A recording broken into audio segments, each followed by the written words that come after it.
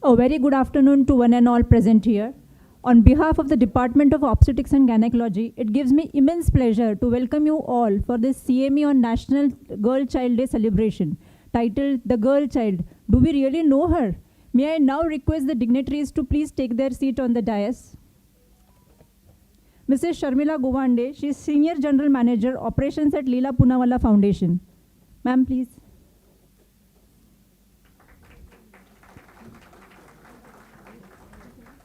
Dr. Vaijayanti Patwardhan, she is Senior Gynecologist and Public Researcher from Pune. Dr. Minakshi Deshpande, she is Senior Obstetrician and Gynecologist. Dr. Savita Gaikwad, she is Consultant Psychiatrist and Psychotherapist. Dr. Deepa Nair, ma'am, our own Principal, Mymar Medical College. Dr. Darpan Mahesh Gauri, sir, Medical Superintendent, Mymar Medical College. Dr. Shashikant Pawar, sir, HOD, Department of Obstetrics and Gynecology.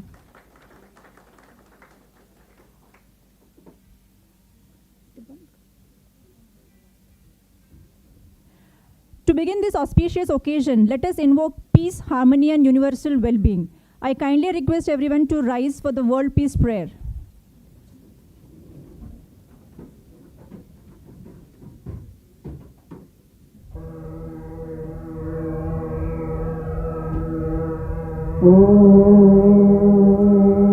नमो गियाद्या वेद प्रतिपाद्या जय जय स्वसंवेद्या आत्मरूपा देवातोऽपि गणेषु सकलार्थमतिप्रकाशे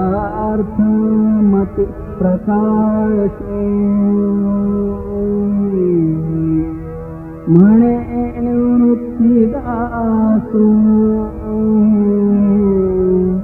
अवधारि बोधि गुरुर्ब्रह्मा गुरुर्विष्णु गुरुर्देवो महेश्वरः गुरुसाक्षात् परब्रह्मा तस्मै श्री गुरवे नमः।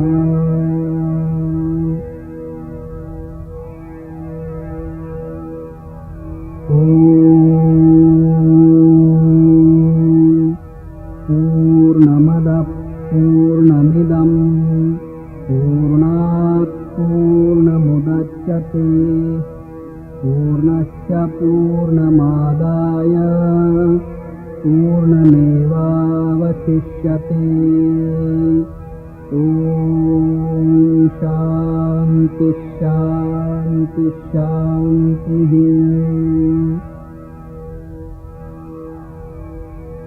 Hari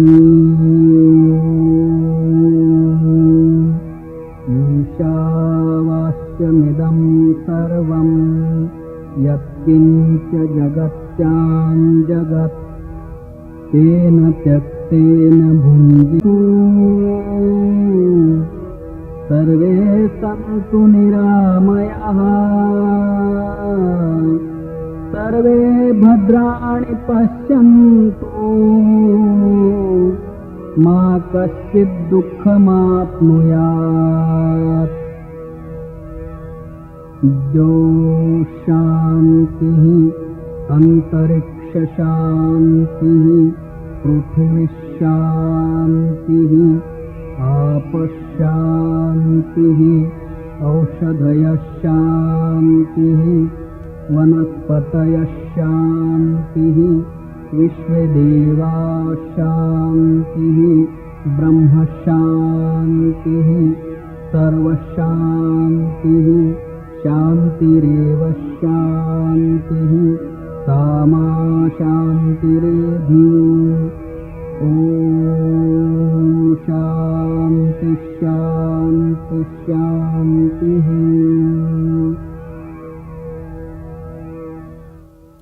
Thank you all. Please be seated. The girl child. The girl child symbolizes strength, compassion, resilience, and our future society's the most important future. To formally welcome our esteemed guests and to set the note for today's academic deliberation, I may now request Dr. Pawar sir to deliver the welcome address.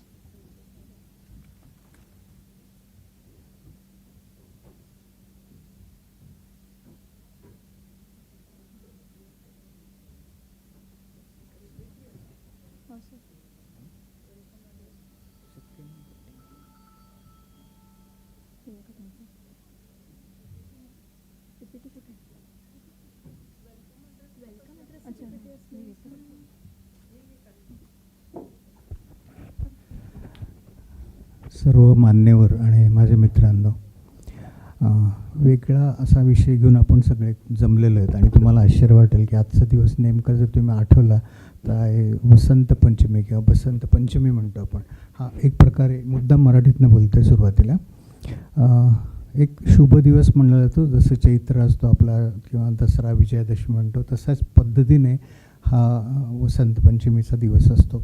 Actually या दिवशी सरस्वती देवी, सरस्वती मातेचा जन्म झाला असंही म्हटलं जात असतं आणि त्यामुळे ते सरस्वती पूजन ही पहिली गोष्ट असते.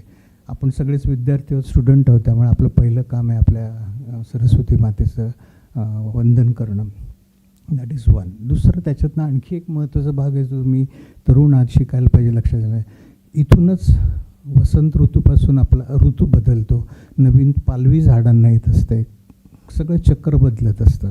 हा एक महत्त्वाचा दिवस आजचा आहे वसंत पंचमी. आणि दुसरं आपण गर्ल चाइल्डबद्दल बोलणार आहोत. त्याच्यातले तुम्हाला किती लोकांना माहिती कल्पना नाही, पण आपल्या हिंदू रिवाजात इंडियामध्ये ऑलमोस्ट सगळ्या स्टेट्समध्ये कुमारिका भोजन असा एक प्रकार पण असतो आणि याच्यामध्ये 2 ते 10 वर्षातल्या मुलींना बोलवलं जात असतं, त्यांची पूजा केली जात असते. इथे ते असं समजलं जातं की ते दुर्गेचा एक रूप आहे, अवतार आहे असं, आणि म्हणून ती पूजा करायची असते. म्हणजे आपल्या समाजातल्या लोकांना कल्चरली ही गोष्ट खूप आधी माहिती आहे. मध्ये आपण सगळं काहीतरी प्रगती करत चाललेलो आहे आणि हे विसरतो आहोत. पण in fact we are missing many few things about old this. आत्ता आपण परत या गोष्टीचा विचार करायला पाहिजे. मी ऑब्स्टेट्रिक गायनेक प्रॅक्टिस करतो आहे and I am happy about this subject because this is the only subject which deals with love, life, birth, sometimes death, but mostly all 3 parts are very important. आणि प्रत्येक घरामध्ये आपण आयुष्यात ह्या टप्प्यांमध्ये जातच असतो. That is very important. हे सगळं करत असताना when I am seeing attending these patients right from their menstrual problem as teenage girls, then they marry, motherhood is a problem because software is missing, biology is working, that is the problem. Next, once they marry, they have pregnancy परत problem आहे. त्यानंतर lactation, breastfeeding, there are other problems, sets of problems. So these are the issues and we need to address as society because each one of us is part of that society and we need to progress in that way also, culturally, biologically, evolutionary. आणि आपण ते करण्यासाठी म्हणून आजचा हा विषय घेऊन आपण सुरुवात करतो आहोत. So let us start with this subject and we'll have esteemed speakers one after the other. Let us listen to them. So I will ask to continue the program. Thank you. Thank you so much, sir, for your warm welcome. It is now my privilege to introduce and felicitate our distinguished guest speakers and the dignitaries who have graced this occasion for this CME. Mrs. Sharmila Gowande, may I now request Principal Madam to felicitate ma'am.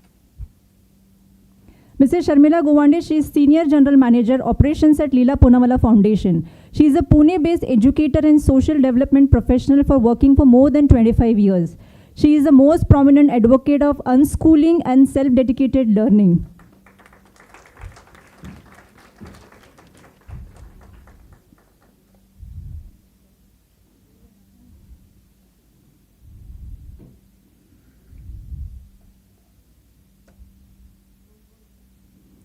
Dr. Vaijayanti Patwardhan, ma'am, may I request Medical Superintendent Dr. Darpan sir to felicitate, ma'am. She is a senior gynecologist and public health researcher from Pune. She is the first lady president of Indian Medical Association 2006 and 7. She is working now in the research program in telemedicine, and she is also into short film making for social aspects. And her rewards and honors are just limitless. We cannot even count them.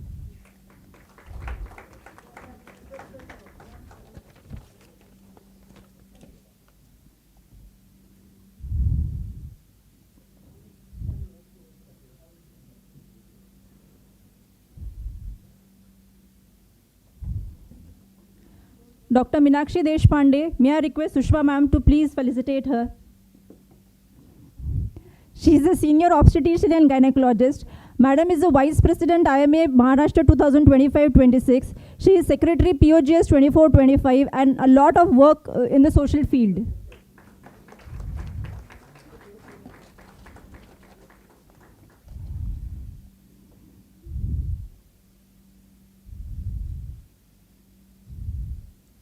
Dr. Savita Gaikwad, she is a consultant psychiatrist and psychotherapist. May I request Pawar sir to felicitate her.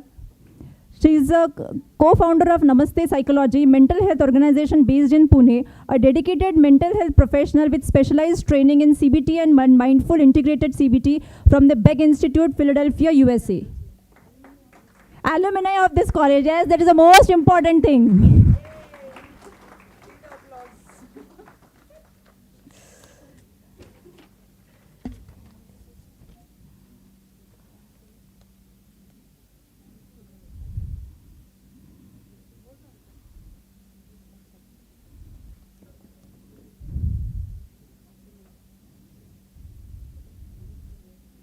We are truly, truly honored by your all presence and guidance.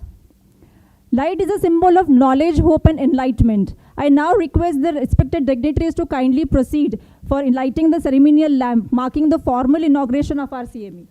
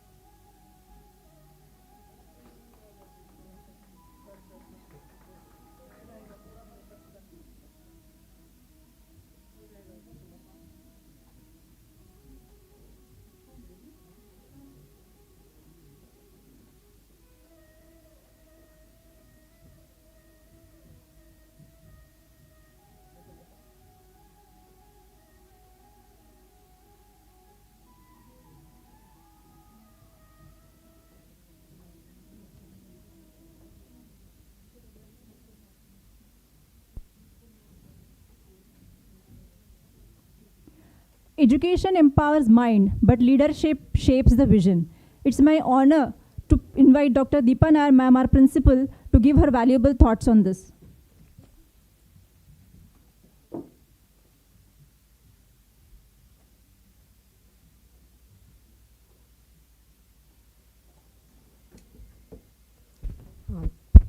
Thank you, Dr. Priya. A very good afternoon to respected dignitaries on and of the dais and dear students. And wish you all a very happy Basant Panchami. So as we celebrate National Girl Child Day, I congratulate Department of OBGY for organizing a CME on this occasion. So National Girl Child Day is celebrated on 24th of Jan every year, and it is aimed at promoting the rights, empowerment, and potential of girls across India. So it was initiated by the Ministry of Women and Child Development in 2008, and it advocates equal access to education, healthcare, and opportunities for and for the professional and personal growth of girls.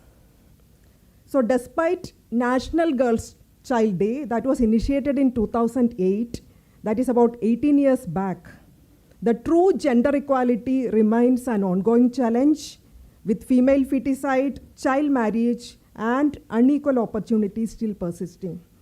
So the theme of this today's CME is that empowering the girl child through health, education, and equality.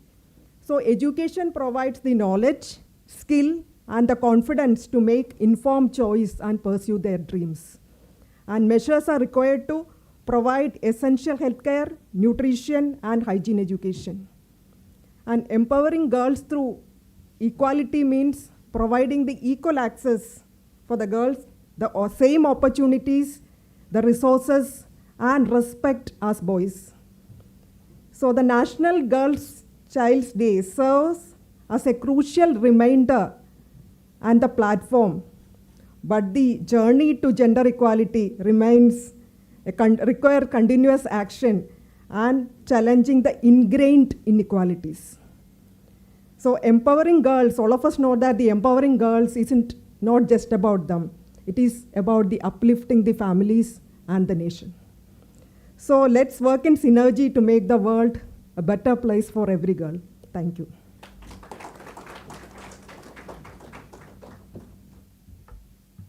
Thank you so much, ma'am, for your insightful and motivating words. Healthcare is not just about treatment, but it is about compassion, equity, and advocacy. May I now request Dr. Darpan Mahesh Gauri, sir, to give his thoughts.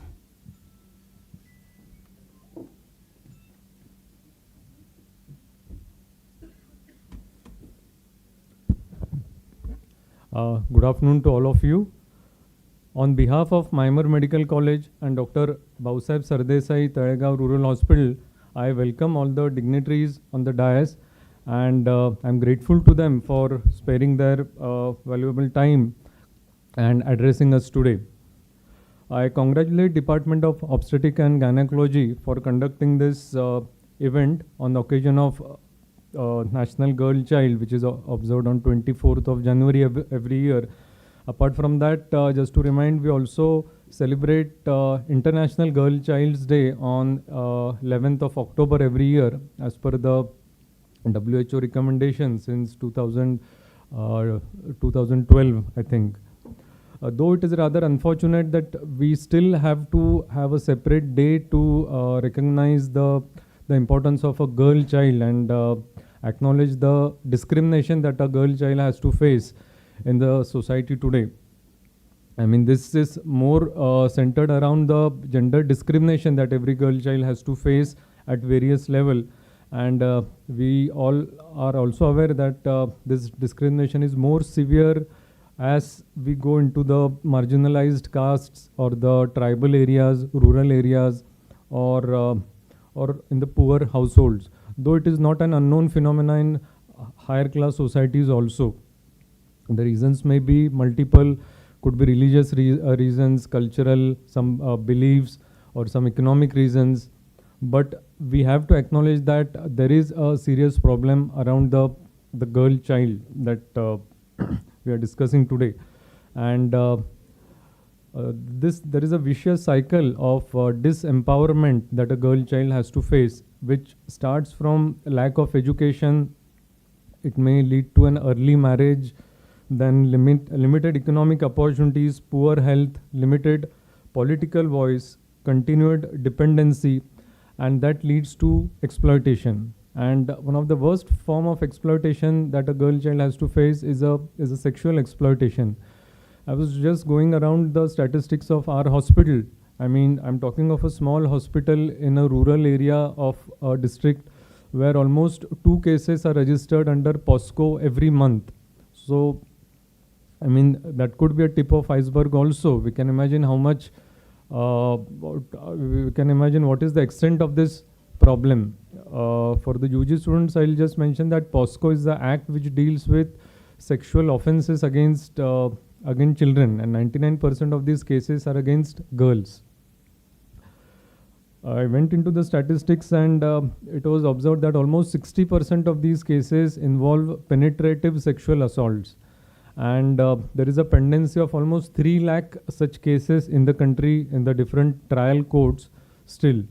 And in spite of the law being in favor of a girl, the conviction rate around it is very poor. I mean, almost 15 to 20% conviction rate in cases of POSCO, which is rather sad in spite of having fast track courts, in spite of having a quick justice delivery system.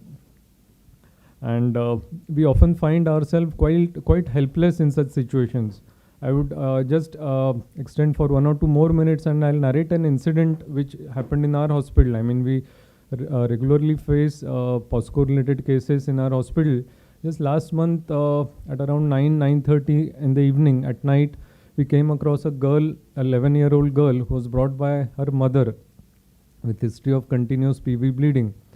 So there was no history of any sexual assault or anything, but on little interrogation or little questioning by the gynecologist, the girl confided that her maternal uncle, her mama, had a sexual assault on her a few hours back, and it was of course a forced or against her consent.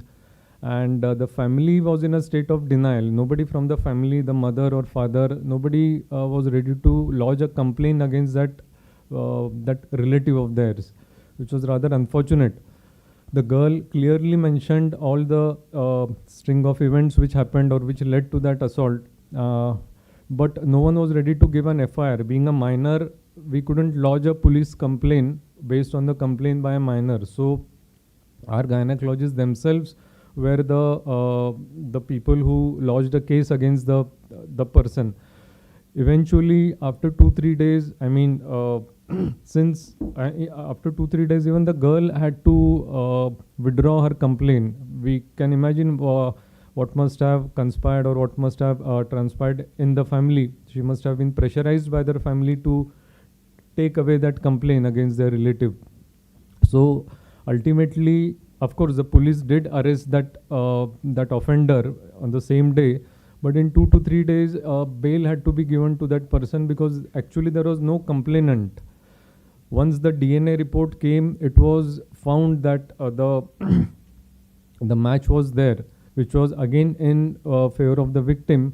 But then the family started making a story that the girl holds a wrong character, or she's a characterless girl, she's involved in such activities since many months. So again, the offender was let loose. I mean, it was a very obvious case of sexual assault where we all, even the law enforcing agencies, were very helpless, and we couldn't do anything about it. So this leaves us with a big question. Is there really some light at the end of the tunnel? I'm sure such cases must be happening all over us, and this is just one case which came to our light. But events like these, like the deliberations that we are going to have today, they'll definitely help in a big way to sensitize all of us, we as medicos, or we who are in a state of some authority or in some power, and we are in a position to make some difference to such situations. So I once again congratulate Team Obstetrics and Gynecology for taking up this initiative and conducting this program. And I offer my best wishes to a very fruitful conversation today. Thank you.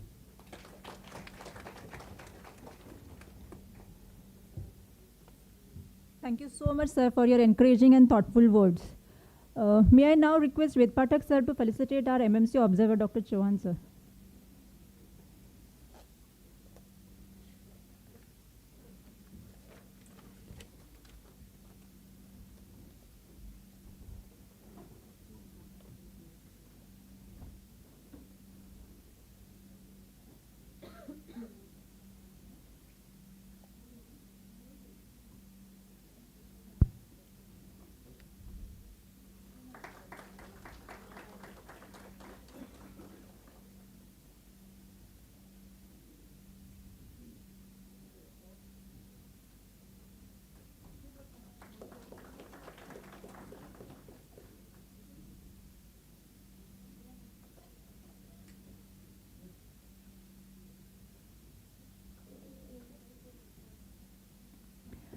Gratitude is the heart of every successful event.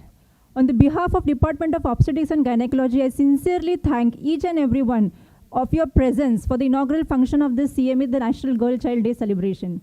I express my gratitude to our respected Principal Madam, Dr. Deepa Nair Madam, for her academic leadership and constant encouragement.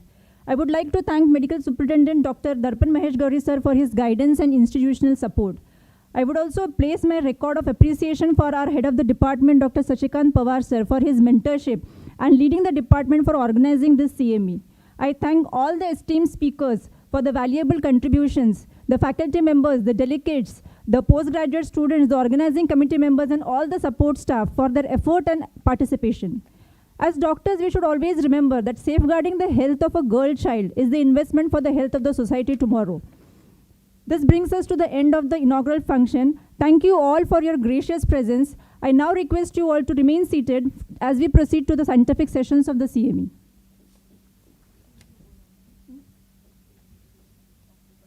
Please occupy the first seat.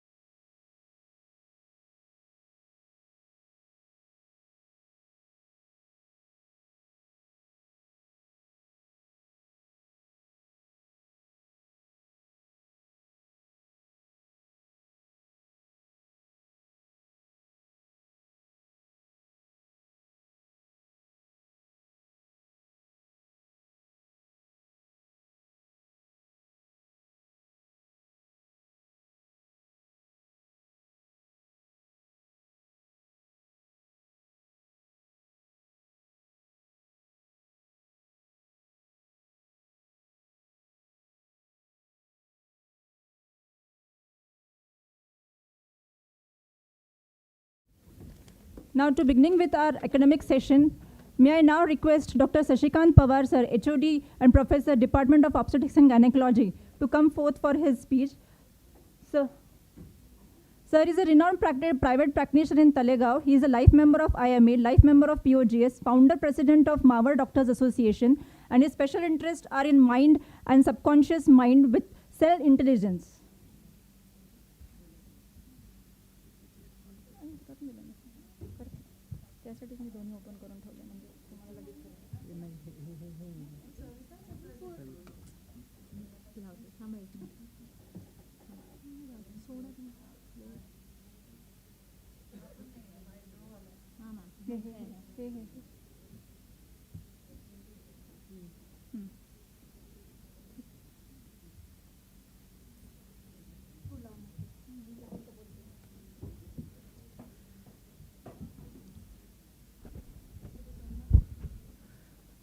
So let us start with the knowledge of girl child, how it is happening.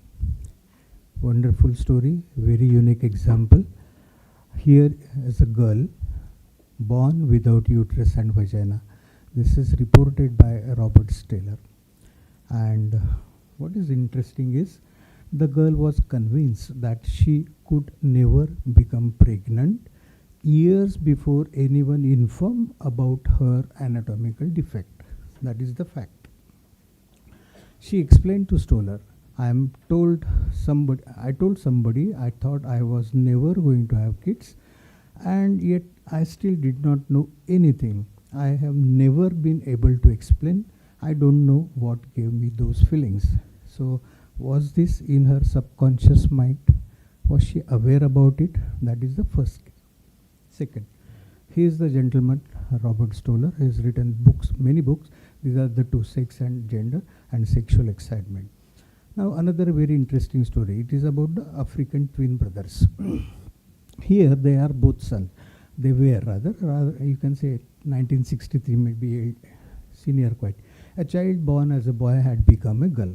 How this happened? A couple rejoiced the birth of twin boys. That was beauty.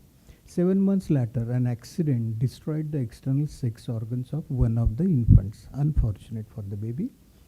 Bring the baby up as a girl. That was the advice given by medicos, and the child was given a feminine name as usual, hairstyle, clothing and toys. Now she's going to grow as a girl.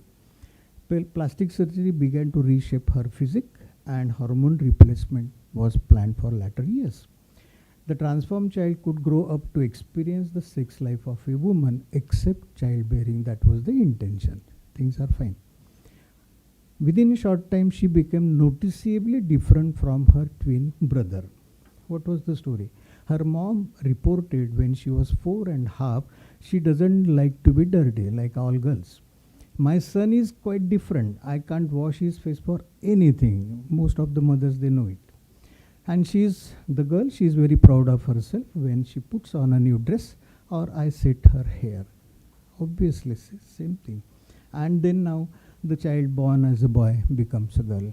Here chromosomes, genes are XY. So still she is learning feminism. Third example, American mother and her 2-year-old daughter. One afternoon, she found her 2-year-old daughter sitting on the living room floor, chanting to herself, breathe in, breathe out, breathe in and breathe out.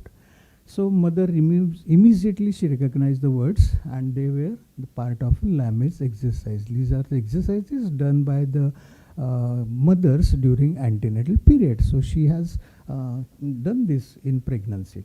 So her daughter had overheard and memorized the words with when in utero. So before birth, the baby has memorized all those things. So again, it is the subconscious mind and the memory of this baby. So now, friends, it is it genes, consciousness, awareness, or mind? What it is? It is a spectrum of conditions. That is what we need to think about. Now, genes. A few lines about this.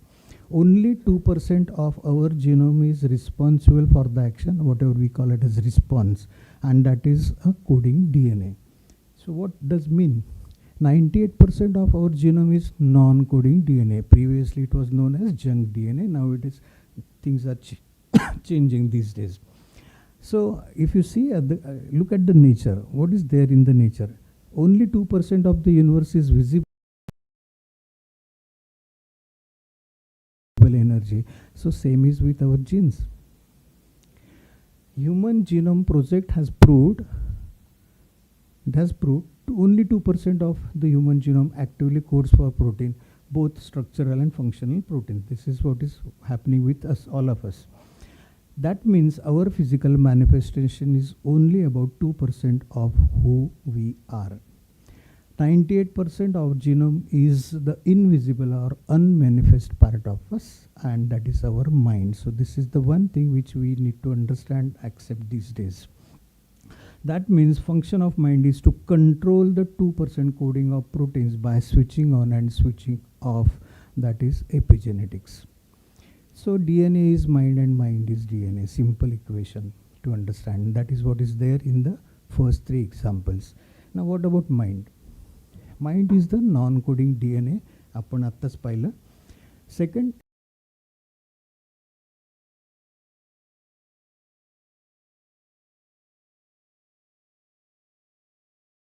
is the storehouse of memories and experiences, and it is in the form of emotions related to likes and dislikes. From birth till the present time in each one of us at this moment. Means our mind exists in every cell and is there from birth, rather conception till our death. So that is the part of our mind which is very. Now something about thoughts and emotions. Emotions are nothing but energy capsules. They have energy, they have frequencies. The wavelength is also fixed. And these emotions control the turns and twists of our DNA. So every emotion is stored in a certain wave pattern in the mind, a form of thought matrix in the non-coding DNA.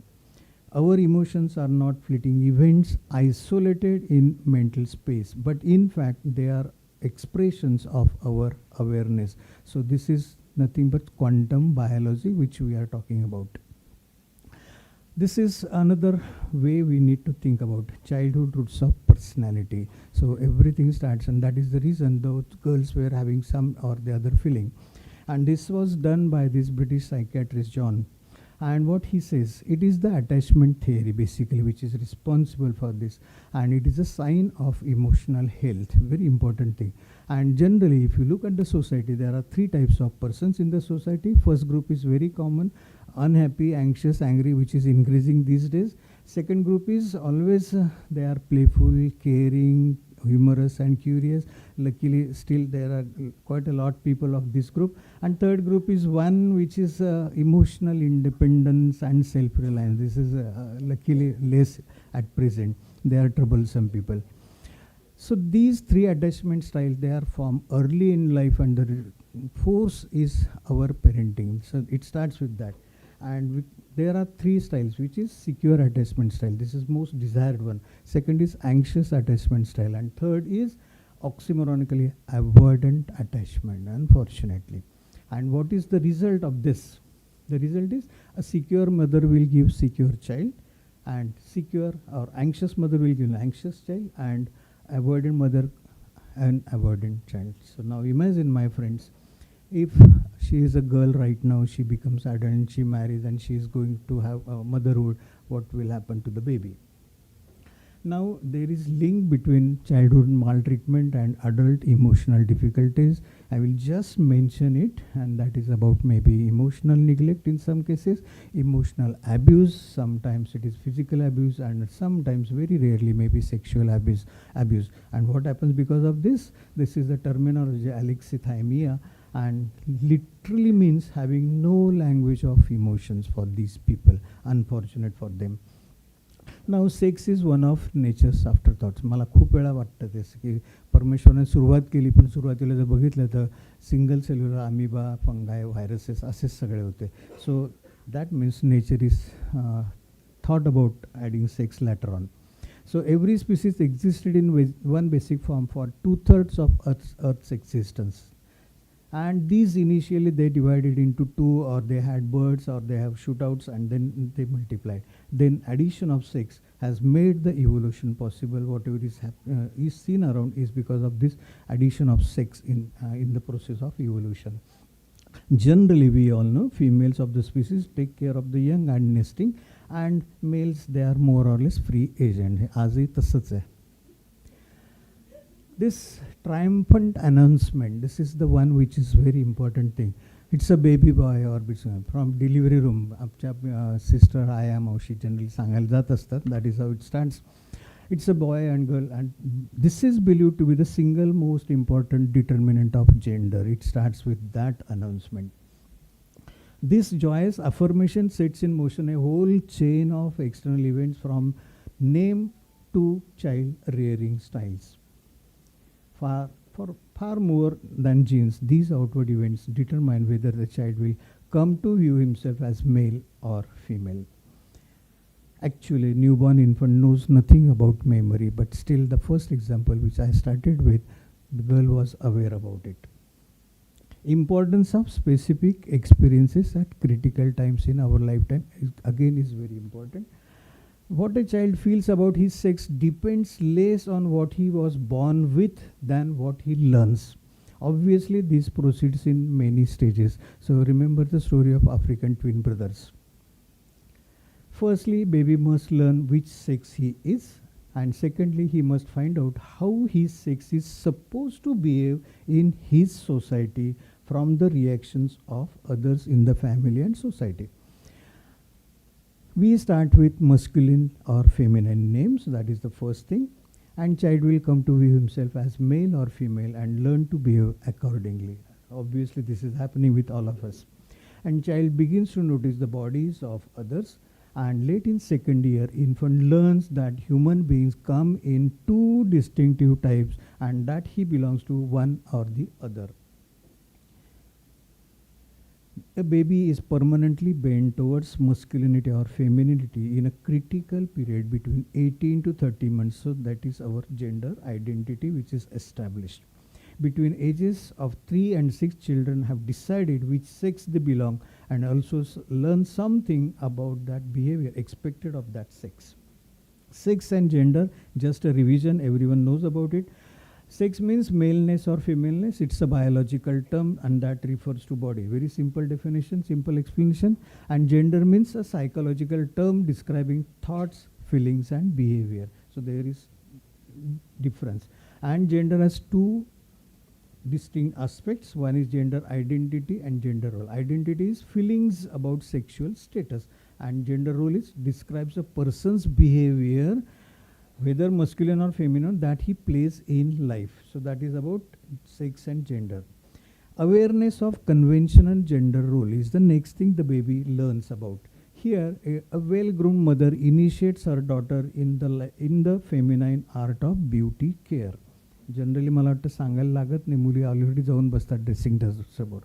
At 5, the child knows that a ribbon, a ruffled blouse identify her as a girl. A baby is permanently bent towards masculinity or femininity in a critical period between 18 to 30 months of age. And they adopt that gender, so-called gender identity, a conviction of belonging to one sex or other that is fixed for life. So this is the wonderful photograph, how the baby is getting dressed. This is another where the boy and girl, they have decided what role they are supposed to play. So this is what is happening in society without much of your knowledge. Inner space, inner self and inner mind. This is another one unique concept we need to understand. What is this? And this is by Erik Erikson. He is psychoanalyst and he has done a lot of work. What he thinks. A small girl unconsciously senses the presence of vagina and uterus, that is the inner space at the center of her body, and realizes its potential as the hub of her procreative life. The first case is example of this. Her dim knowledge of her eventual fertility, he argues, makes her gravitate toward the receptive fulfillment of her inner self. Thus, women are more likely than men engage in passive contemplation of the inner world. They are more sensitive to the feelings of others and more ready to nurture them. And men are similarly affected by their anatomy. Men are concerned with penetration of external space with technology, dominance, manipulations of inorganic things, and management of worldly events. And this is where you can see the boy is playing, building a tower, and she is playing, making a small house, you can say. So this is seen in the childhood also. And if you observe the children, what kind of play they are having, you can understand. Some facts. Pregnancy is an opportunity for parents to create a human being. This should be the message for all the couples. And mother's tools are her thoughts and her feelings for that. In utero, all of us, we are feeling, remembering and aware beings. And consciousness exists from conception. The fertilized ovum possesses enough self-awareness to sense rejection and enough will to act on it. That is why there are some spontaneous abortion. Actually, the story starts with spirit babies. They are the ones waiting for to arrive in one or the other family. The spirit babies are there. They select the family. They select the parent. But again, they realize, they sense this is not my place. This is not the right time. So they abort. So this is sense of rejection in those early conceptus. This is evidence in favor of this. Dominic Purpura, and what he says, what he has written. Start of awareness is there between 28 to 32 weeks of our intrauterine life. That is the first thing. Secondly, brain's neural circuits are always there and they are advanced as of the newborns. What do newborns have? They are already there at this gestational age. And next important thing is whatever we have, cerebral cortex, most recently evolved structure on earth, cerebral cortex matures to support the consciousness. So these are the evidences why the babies, they have memories and all those things. So personality begins to form in utero. It is not labor. म्हणजे मुलगा झाला आपण code कौतुक करून तो चांगला होईल. No, that is not the story. It starts before that only. So these are typical expressions you can appreciate from these photos. This is another one, cute. Look at the girl, she is carrying so beautifully herself, and the boy standing next to her is observing like an adult person.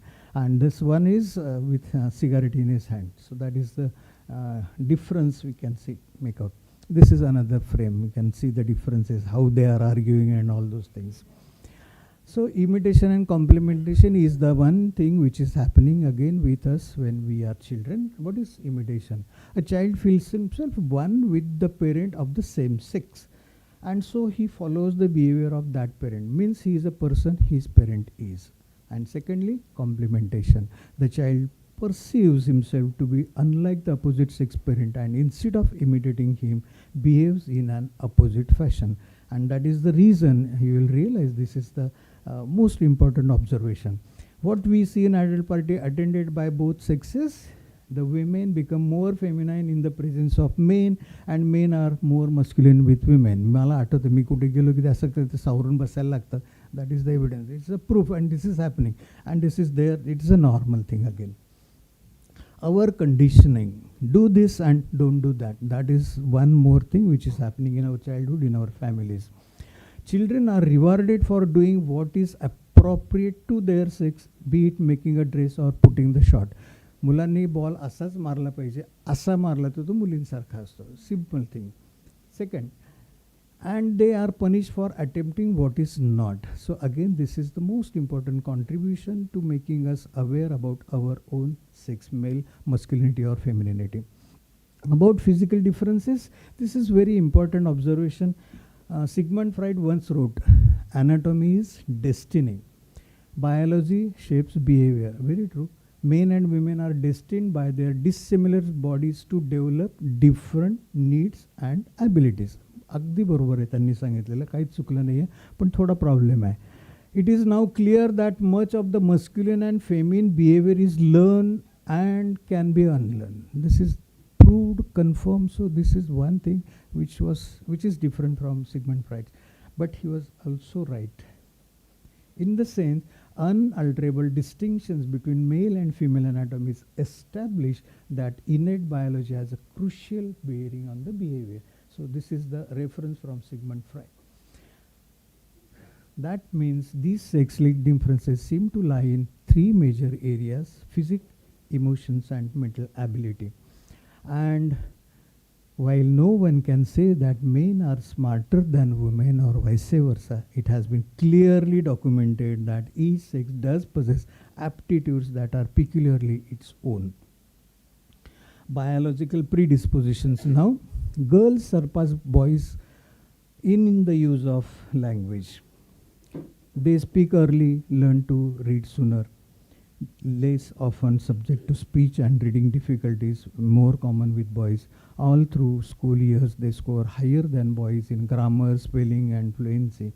But boys, on the other hand, they are usually ahead in maths and science, beat the girls handily in geometry, trigonometry, and algebra.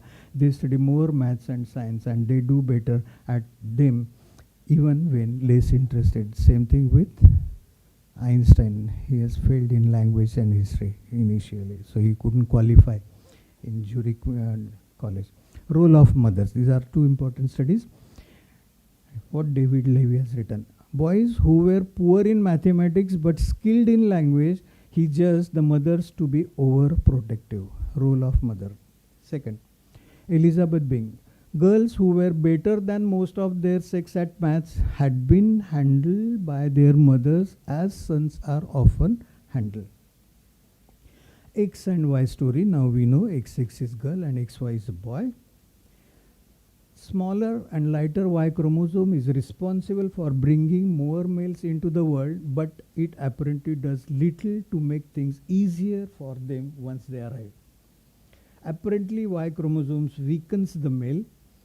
More male babies die in childbirth than females. This is proven statistics all over the world. More boys die in every succeeding year of life, unfortunately.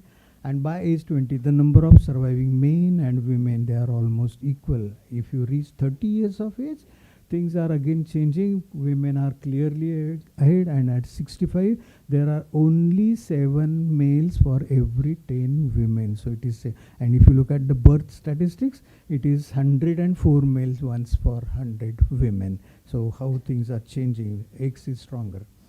The genes on X chromosome always win a day.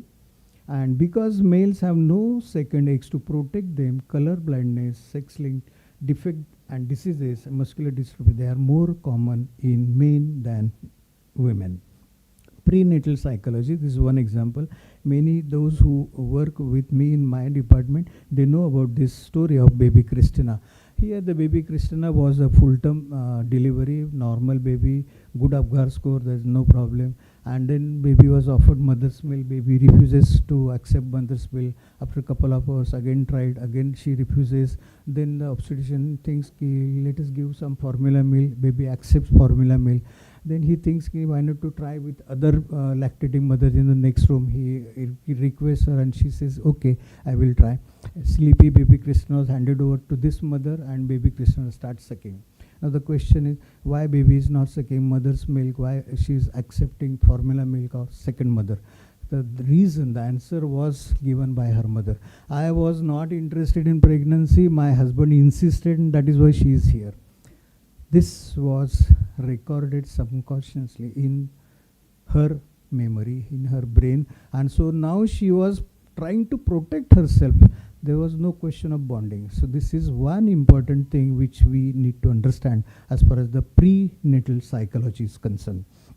At birth, there is wonderful book by this great man Otto Rank, and there are many important facts about birth and what is happening at that time. What mothers feel deeply and what they say and do to the newborn is extremely important.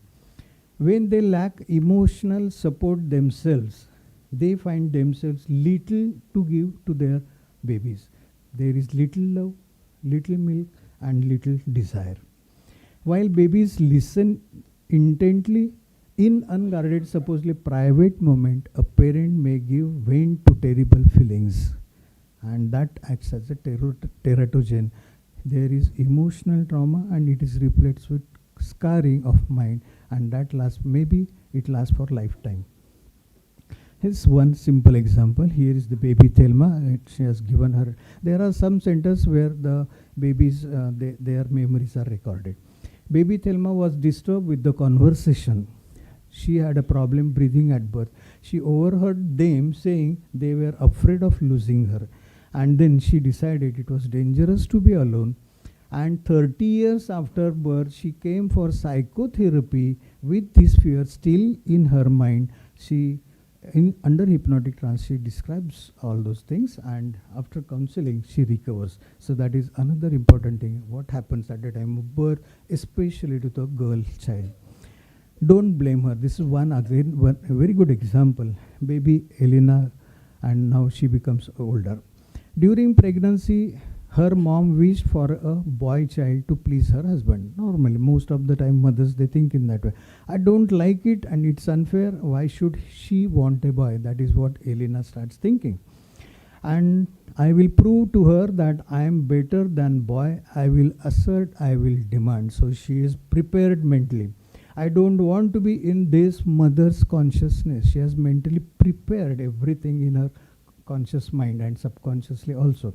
But I will stay and I will be strong and prove that I am better.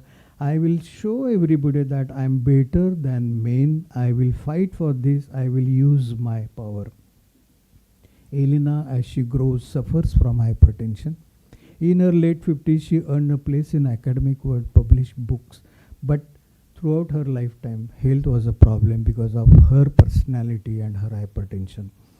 So what is happening with mothers? If child lives with criticism, he learns to condemn. If child lives with hostility, he learns to fight. Ridicule, to be shy. Shame, feel guilty. Tolerance, to be patient. Encouragement, learns confidence. Praise, he learns to appreciate. Fairness, he learns justice. Security, learns have faith. And approval, he learns to like himself. And when he lives with acceptance and friendship, he learns to find love in the world. That is what is desired. So for motherhood, it is our concern how the mother is nurturing the baby, what she is having, her own personality, that carries a lot of meaning. So from girl to motherhood, this is the transition, and here we are always dealing with two minds, conscious and subconscious, of two personalities, mother and the child. So that is the difficult task, but we can and we need to think about this aspect. So as parents, what is important?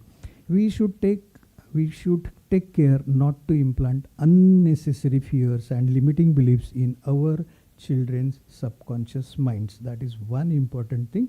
And secondly, let us not forget that the mind of the newborn is not a blank slate, unaffected by their 9 months in mother's womb. In fact, they are pre-programmed. There are many things which we need to understand and accept. So let's invest in girl child. So let's have a good daughter, then good sister and good mother, and ultimately good families. That is what I think so, and this is what I believe. A father dancing with his little girl. So that is the beauty. If it is a family, I think that is what we should think about. Thank you very much.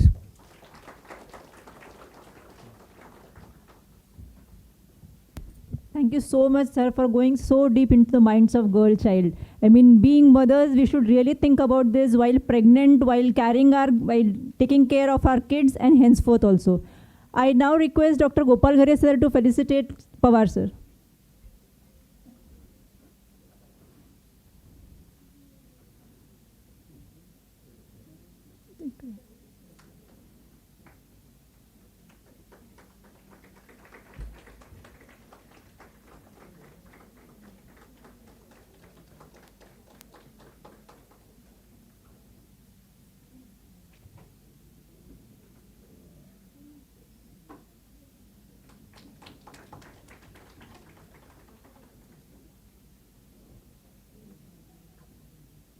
Now, as we have gone into the mind of the girl child, it is now good for us to understand the psychology, what the girl child goes through. I would now like Dr. Savita Gaikwad to please present her speech.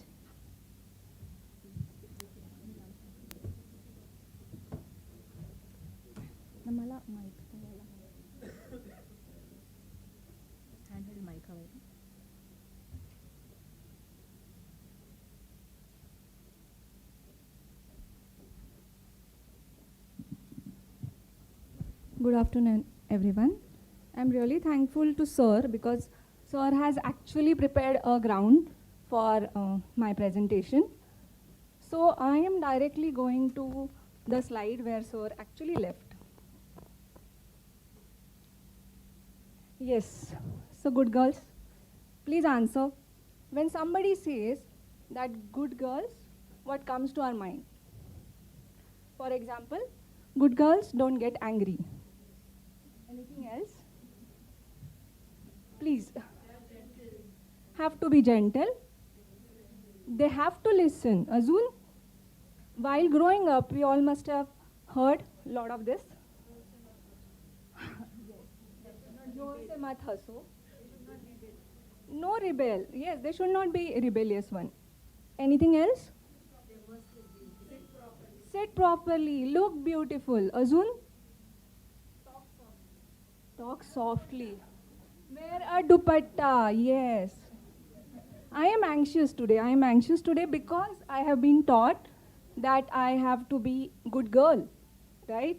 So I have to take care of how I perform in front of my teacher and my fellow students, right? So when we are told that not to get angry, what will be the immediate emotional response to it? We are not getting angry. So what will be the emotional response now?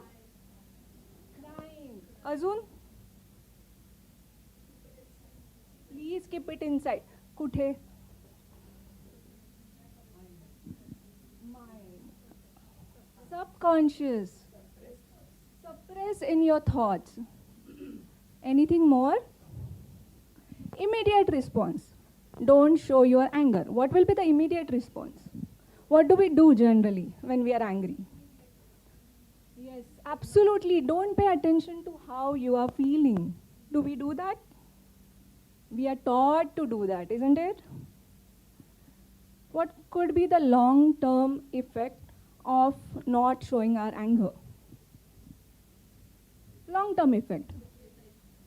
Depression, loneliness, lifestyle disorders. Azun? Yes. Relationship issues, outburst, sometimes suicides, victim playing a victim role all the time because If anger is not welcome, what is welcomed? What is welcome in a girl child? Sadness, crying, loss of confidence, low self-esteem. I want students also to answer. Keep on pleasing others, right? And what will that get us? What? Good girl title, right? That will keep our good girl title intact. Till when? Till when? Till you rebel. I want that side also. The younger girls, please answer. Till when? Till when you all want to be good girl? No, ma'am, absolutely. I'm a person working with adolescents, so I don't agree to that. Yeah, till when we have to be good girls? Till we get emotionally exhausted, isn't it? Does the male counterparts agree to this?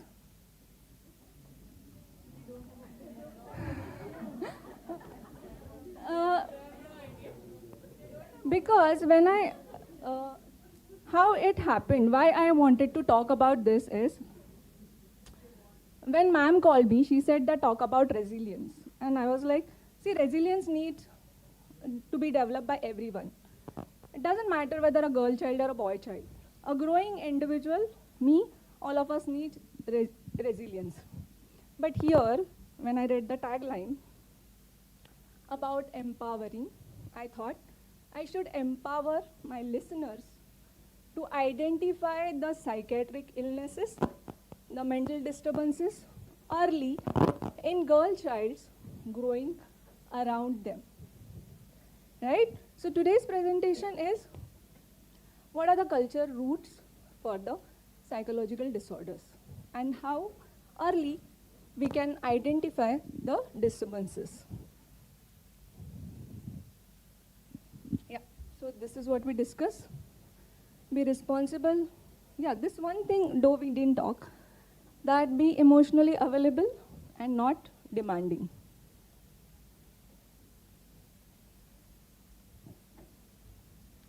We did discuss some of the repercussions of it, and these repercussions are called as adaptations. So adapting, like the cell adapts, our mind adapts to this emotional silencing. So our girls grow in the shadow of silence, where emotional experience or expression is silence, help seeking is delayed, and discussions around emotions are not welcomed. So as a result, emotional disinhibition, which will be seen in silence, quietness, emotional dysregulation. So majority of the time, the emotional disturbances will be shown in somatic complaints. What could be the reason? Do you agree that girls or women generally visit OPDs more? What could be the reason? Attention from whom? Whose attention they need? So this is called as internalization, where the emotional disturbances, the difficulties are stored in the bodies, and then because socially the physical symptoms are more accepted and welcome, so I will depict my emotional disturbance through a somatic complaints. So these are the patterns that develop. Then how are these patterns develop into disorders? As I said, till when we have to be good girl. So the energy which is not expressed outside, that will show off in various psychiatric disorders. So a girl child having anxiety is a sign of her vulnerabilities, sign of her protection from shame, punishment. So how will be an anxious child look like, anxious girl child look like in early years? Just a guesswork? crying, school refusal, separation anxiety, they don't want to get away from their parents in early ages, dysmenorrhea, again, over preparedness, constant fear of social acceptance, constant fear of social judgments, that will cause anxiety. So where the cultural roots will tell them that they need approval, obedience, right? Over monitoring of their behaviors, and of course, their self-worth through their academic performance. So this all will cause anxiety in girl child. Depression. According to WHO, there is a significant higher rates of major depressive disorder. I'm not talking about feeling depressed or sad. I'm talking about major depressive disorder is much, much higher in adolescent girl than in adolescent boys. The reason being delayed help seeking. If they are suffering through their childhood, usually nowadays I see that when adolescent girl come, their narrative starts from, doctor, I am a anxious child since childhood. I have this habit of nail biting since I remember, right? I generally don't share my feelings with others. I think they will laugh at me. So what will be the consequences? They will be emotionally withdrawn, silence, feeling of helplessness, guilt and shame that why am I feeling so sad? So they are feeling sad about that also, that why they are feeling sad. So that guilt, right? And culturally, because no anger expression, no space to talk about emotions, gendered expectation. Do we live in a society where gender expectations cause half of the mental health issues? Yes came only from one part of the hall, right? So gender expectations, parentification of girl child. What do we mean by parentification?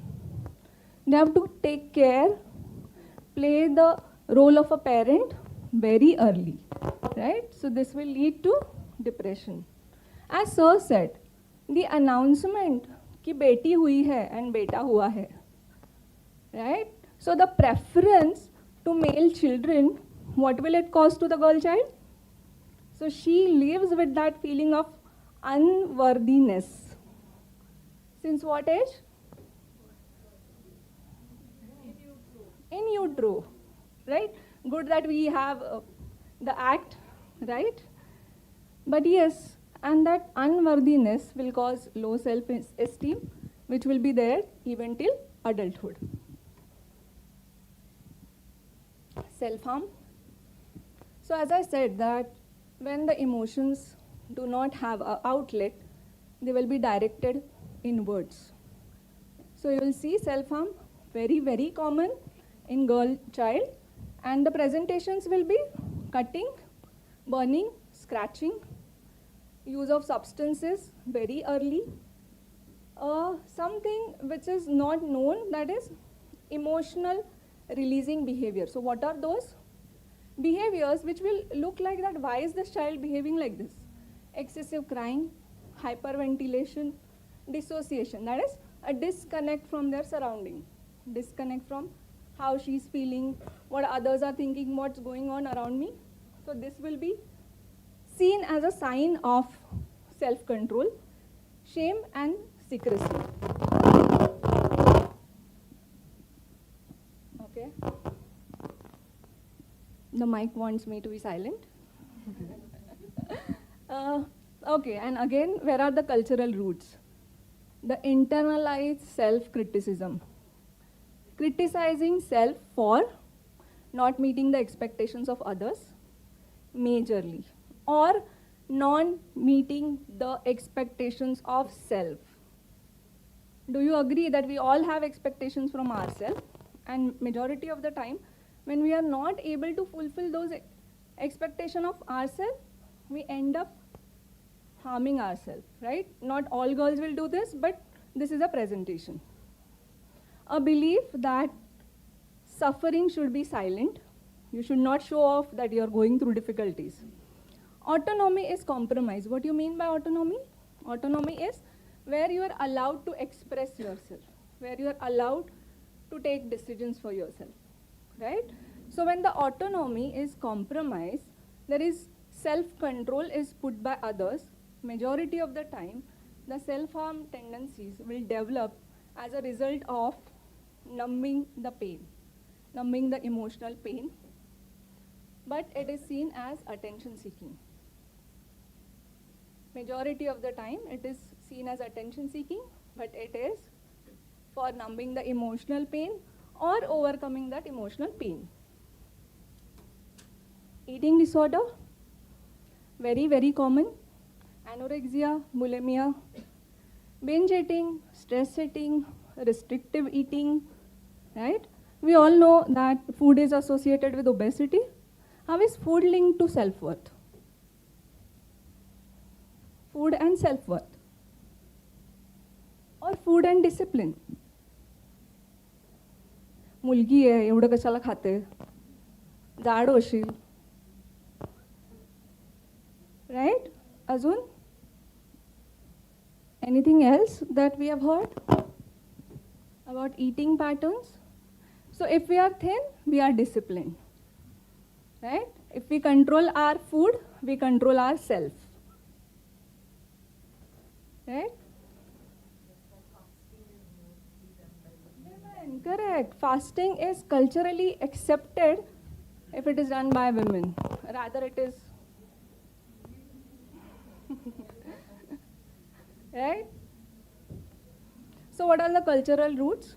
Idealizing the women bodies. Thinness is equal to discipline. Early sexualization of the girl. If you remember, sir has showed one picture of a cute little girl walking in model stance. So that is sexualization, where they understand that where their body has that ability to attract others or not.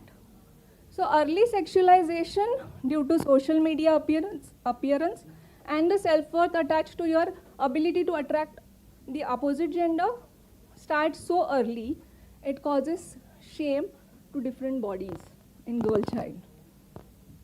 And of course, social media, the impact of appearance, right? So as I said, body shame, because the appearance is tied up to self-worth. Obsession about how do I look. Obsession about how my body should look. How should I present, right? There is something called as an avoidant restrictive food intake disorder, which starts as early as 3 years of age. Very commonly seen in girl child, where particular food, like food with certain textures, food with particular color, are restricted, where they will develop a gag response to those foods. And that is also very commonly seen in girl child. So for me, during my residency, I have observed a 9-year-old girl who was studying in 2nd standard and her elder sister from grade 5. And some of their relative just said that छोटी मोठी दिसते ना मोठीचं जरा बारीक आहे छान त्यामुळे छोटी मुलगी आहे ती मोठी दिसते. What did this girl do? For 15 days, 2 Monaco biscuit and black tea.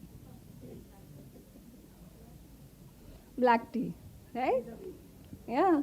So she was referred by a physician for her low HB, but she was a case of restrictive food intake as a result of somebody called her hefty or fat.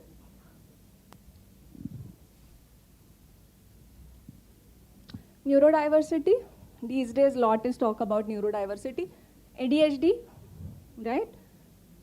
Autism spectrum disorder, learning disability. Majority of the time, because attention deficit presents very different in girl child, it goes undiagnosed, unnoticed. I see girls at the, like women coming to me for ADHD testing at 56. Yes. Where now they are at the higher stage of their job and now they understood when they read that, you know, this is something I can resonate to. Why my desk is always messy. I always had this something they call ADHD. So it is absolutely undiagnosed. Autism spectrum, though it is more common in boys, but the treatment seeking for girl child is very less because it involves a lot of spending in occupational therapy, speech therapy, right? So the treatment seeking behavior for a girl child diagnosed with autism is less. Trauma, Darpan sir has opened the talk with trauma, the story of a girl, right? May it be emotional neglect, may it be physical abuse, sexual abuse. The reporting is very late, not reported, not taken to a doctor. So long-term effects will be seen while growing up. Trauma has been researched and talked more. PTSD, for that matter, is talked very commonly in social media. So in PTSD, though male and women child will have similar kind of percentage in trauma occurrence, but development of PTSD, 1 to 6% of boys will develop PTSD, whereas 6 to 15% of girl child will develop complex or chronic PTSD kind of symptoms. Again, misdiagnosed or minimized. So before we go here, there is lot to talk, but the time is very short. Lot to talk when it comes to mental health of a girl child, how her hormonal interplay, biology causes various psychiatric illnesses such as PMS, PMDD, mood disorders, which are very, very common during puberty due to the estrogen assay in body, and the personality disorders, majorly the borderline personality disorder. So these are also various psychiatric illnesses that are common, particularly in girl individuals or girl child. So what should we do? Rather, because we had discussion here, what we need to do so that we can pay some attention to the mental health of a child.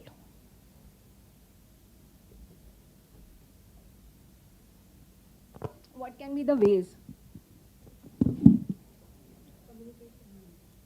Communication. Yes, communication.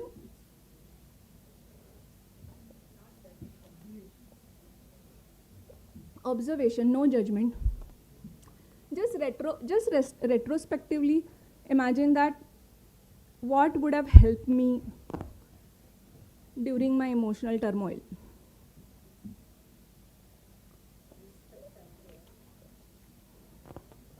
Respect and care.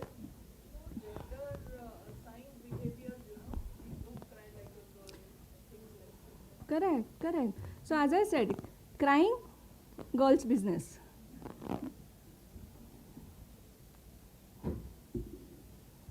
So do even today we sit and discuss our emotional distresses among our household?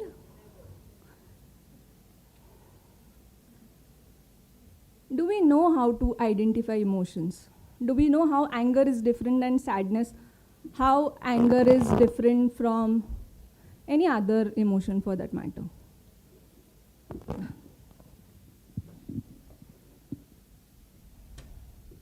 If we don't know, how will we teach our girl child the emotional literacy?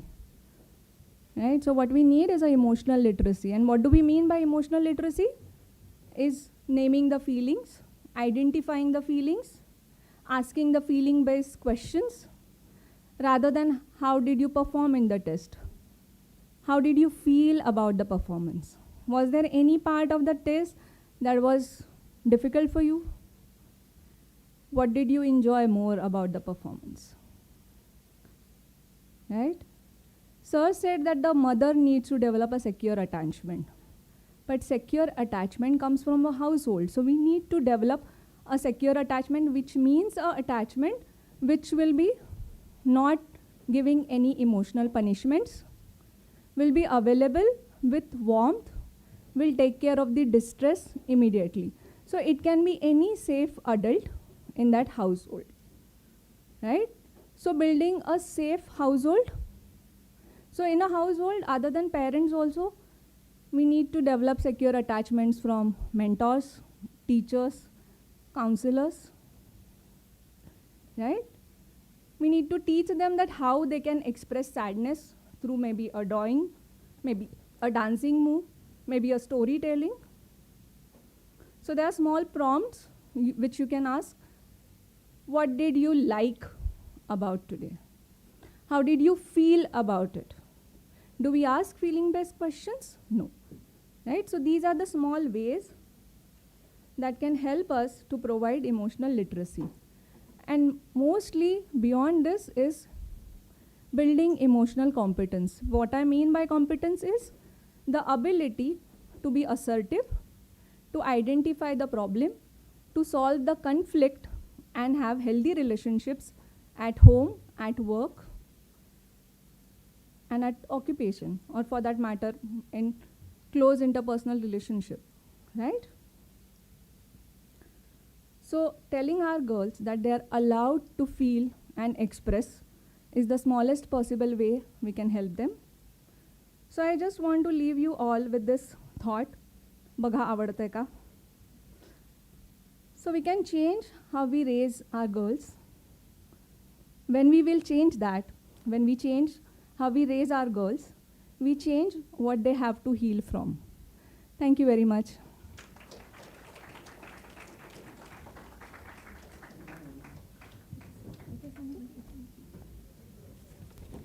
Thank you so much, Dr. Savita, for informing or telling us how culture really shapes our upbringing and the final mental health that we achieve in the adulthood. That has really put a lot of insights in our mental health.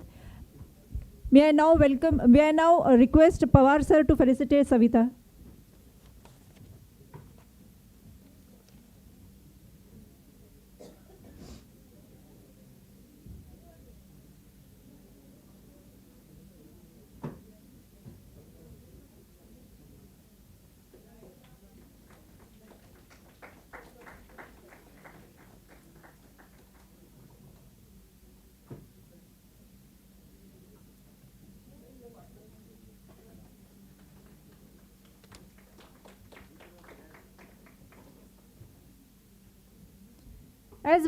As we are moving ahead, we now need to know that how the investment in a girl child is for the betterment of the society. May I now request Mrs. Sharmila Govande madam to please deliver her speech.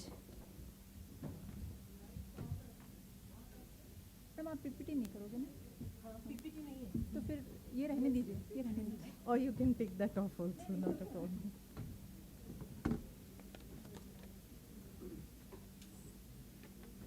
मतलब mic देते हैं. Okay. Good afternoon, everybody. माहिती आहे सगळ्यांना आता खूप bore झालं असेल किंवा असं वाटत असेल too much information in too less time, right? I could see सगळ्यांना खूप जायची पण घाई होती आत्ता. Everybody wanted to move out and go, which is such a common sight that I see among all Gen Zs. आम्ही तरी घाबरायचो माहिती आहे आमच्या काळात. During our days we would get scared and we would sit. We would sit till we were told to go out. But what I see is nowadays students realize that they can talk about, they can express. They don't talk about it openly, but they can express through their actions what they are actually feeling, right? So I'm Sharmila.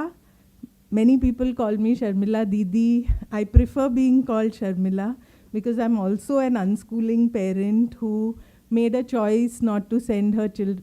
Not to send her children. I listened to my children when they said that school was not happening for them. And then they were there at home for almost 6 years before they got back to mainstream learning. So the focus during those 6 years was to help them. My role actually at that time was to help them or facilitate an environment where they discovered that learning was actually a joy. And learning was not for writing exams, but learning was for the sake of learning. So they did, and they learned whatever they wanted to. They did whatever they wanted to. So there were times when they would only game. There were times when they would not even look at game. I mean the kids, the students would understand when I say game. They would be playing different video games and so on. My older son then got into assembling his own computer because we said we can't afford to buy a gaming PC for you. So he ended up assembling his own computer. He learned how it is to assemble a computer, what all is required and so on. Similarly, my second son loved to play. He loved to play outdoors. And there was a time when he played volleyball almost every single day for hours together. And then he gave that up and he got into something else. So that was their pattern. You get into something, you immerse in it completely, and then once you feel fulfilled, you move on to the next. However, unfortunately, our schooling system doesn't allow that for us. We get 30 minutes for a subject, and whether we want to move on from it or not, we are pushed on to another subject, whether we want to go there or not. So we did that. Today, my older son is studying at Ashoka University. My second son is going to be appearing for his 12th. And my daughter taught me that learning happens by themselves. She is a complete self-learner. But I'm not here to talk about my unschooling journey. I'm here today to talk about the girl child. And what is important for us, each one of us, to do when we are trying to bring in a change, right? So we heard a lot. We heard Dr. Pawar talking about what the science says. We heard Dr. Gaikwad, Savita Gaikwad. We heard her talk about what psychology says. What I am going to talk about is what we each individual need to do in our lives. What are the small changes that we need to bring in our own lives to make change, to make it possible for the girl child to come up in life. And all this is connected with what Dr. Pawar and Dr. Gaikwad shared. And what I say comes from my lived experience. So what I say is that when you educate a girl, you're actually changing a nation, and I believe in that. Even today, I see that in the medical profession too, I see more and more girls becoming doctors than males. I can see more and more girls putting in the hard work required to be good doctors than males. So that's a beautiful transformation. Dr. Shushma was just telling me during her time it was 60% male and 40% girls, females, but now the equation is changing. And I was just looking at statistics a few days ago where it says that for higher education, the number of females and males getting into higher education is almost equal, 28.5%. Unfortunately, this 28.5% is a number that comes from already educated, empowered families, not from the families who are yet to be empowered. And most often we know that 70% of Indian population is yet uneducated, illiterate, right? So when we talk about, I don't like standing in one place. Maybe I have ADHD, but it's not, the kaam nahi kar rahe the, he was saying, it's not working properly. Yeah. So again, this is me. For me, standing in one place is not happening. However, that I did try. So yeah. So when we talk about what do you mean by investing in a girl child, what I believe that whether it is a girl or a boy, both of them need love and care. We all saw what happens when a child does not receive love and care. I have seen that even boys suffer the same, as much as girls. So one is definitely they need love and care. Girls need opportunities to learn and grow. it's very easy for boys to be playing in the mud, climbing trees, doing all kinds of things. However, for girls, we are not allowed to. So girls definitely need an opportunity to learn and grow and make sense of things by themselves without any pressure or conditioning that comes from the external world. Let them make sense of everything by themselves. In fact, that's again true for boys too. You know, very often even boys are taught the other conditioning, no? Y'all are better, y'all know how to, y'all are more intelligent, y'all need more food, y'all are stronger, girls are taught something else. So these are all conditioning, this is all the conditioning that comes. We also need to empower her with skills, confidence and ability to make decisions. Today we have so many females winning accolades. They are on top. They rise up the ladder very quickly once they work on their probably the disempowering elements and they fight and grow. So that's something that girls need. And finally, I think we all know what happens when a girl becomes educated, a girl becomes empowered. She doesn't move alone. She takes the entire family along.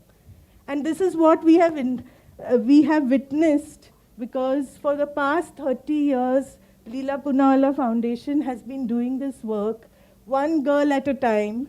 It started with a cohort of 20 girls who were supported for their post-graduation studies. And today, all of these 20 girls are at leading positions all over the globe. And the legacy continued. Today we have reached out to close to 19,000 girls. This year, I was part of the interviewing process. We have 1,400 girls who have joined the Leela Poonawalla Foundation family. We call it the LPF family. And our girls are known as, we call them Leela girls. They are sisters to each other, and they call Leela and Feroz their mom and dad. It's a beautiful connection. There is a personal connect that is created. And we not only try to do away with the financial constraints, because what happens is, even today, if there's a boy and a girl in a family, especially that comes from very poor backgrounds with a family, with a very low family income, the family prefers to give the boy an education than the girls. So this is where we step in and we say, no, if the girl deserves, we will pay her fees. But we don't stop at that, because we go beyond the fees. We give them, there are a whole lot of skill development programs, there are exposure programs, and we work with the girl till she gets a job. After that, we do not force her to pay back or give back. It has to come from her heart. So when it comes from her heart, and we wait patiently, because we know that she first needs to take care of her family, bring them out of their poverty situations, then look after her siblings, then she herself gets married and has children, so look after them. And then she comes to a time where she can start giving back. And this is what we have observed. Many of our girls who were there from 1996 to 2005 have started wholeheartedly giving back without any force. But that is the power, of educating a female. And this foundation was started by a female who herself went through difficult circumstances. As a refugee from Pakistan, she lived a very difficult life. But just on her sheer will and her thought that I can do it helped her grow. She retired as the MD of Alfa Laval. She faced many challenges even at the job front. In spite of being a mechanical engineer, she was asked to do housekeeping jobs. She was asked to look after gardening. But then she did these tasks also with that much eagerness and immersion as she would have done a mechanical engineer's job. And after noticing her dedication and her 100% giving, she was got back into the mechanical engineering fold. She worked on the shop floor. She then learned to be a leader, and finally she retired as a MD of Alpha Level. That was her grit, her growth mindset that brought her to where she was. And she believes that every girl can. However, at the same time, what I see when I work at the foundation or I work anywhere in the social sector, I still see women wake up early in the morning at 4:35, cook for the family, take care of the children, the seniors in the family, get ready, come to work for 8.5 hours, go back, once again cook for the family, cook, clean everything. They are the last to eat, they are the last to sleep. This is what our society is about for most women. And this is I would say almost 99% women, whether you are from an affluent class, educated family, or whatever. And it takes a huge lot of unlearning to change that. But it's possible. It's possible when both the males and females come together as a unit and make a difference. You shed away all your conditioning, and that's the only time when things will change. So today, I would love to know from each one of you as to what conditioning have you come with. I know most of you all are not going to talk. Dr. Sushma told me that, I'll be very happy if you get a few students to talk. But I would really like to hear, what change would you like to make in your own life? What one small difference would you like to make so that you contribute to the International Girl Child Day? Is there anybody who would like to say something?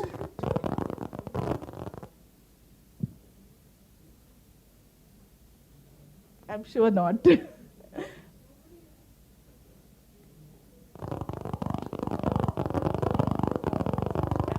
Probably, even if I leave you all with this thought, I'm happy. Because I know many of us, we are not, again, this is part of our conditioning. We don't feel comfortable enough to talk when somebody, at a gathering like this. I've seen that happen so many times when nobody is willing to. Even I wouldn't be willing to talk. It takes a lot of unlearning, relearning, and building up of confidence, and knowing what your heart, mind, and soul is saying to be able to talk. That too without a PPT, sorry. So, is there anyone who would like to share something?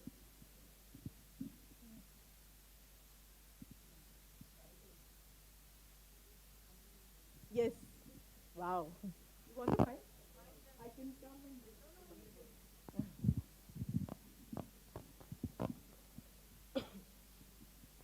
I'm coming from a orthodox joint family. I've many a time seen all my chachi, my dadi, and even my mother being suppressed, or she doesn't have a thought in a family or in a matter of concern. And since I guess I was around 15 years of age, and I asked my mother, why don't you speak up when there are meetings such? So she was like, we have been taught like this, to just keep quiet. And I was like, now I'm telling you now, why don't you get up? And even if she has the right thought to speak up, she didn't say that. So I was like, if you will not say, let me go. And she was like, no, even you are such a small child, just shut up. And at that time I didn't understand why, and I was furious actually, because I knew that my dada had a wrong thought about some particular person, and my mom knew the truth. And I was like, why don't you rectify him? She was like, no, because then my dada will get angry on my dad, and then it will backlash on her. And and that day I thought, when I get to start the family, this should not be the part of it.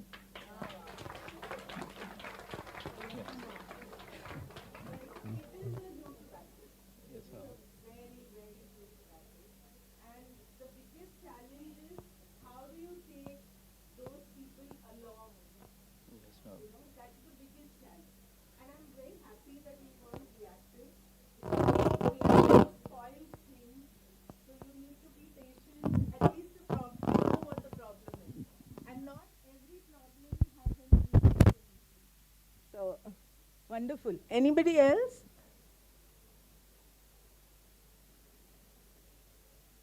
No?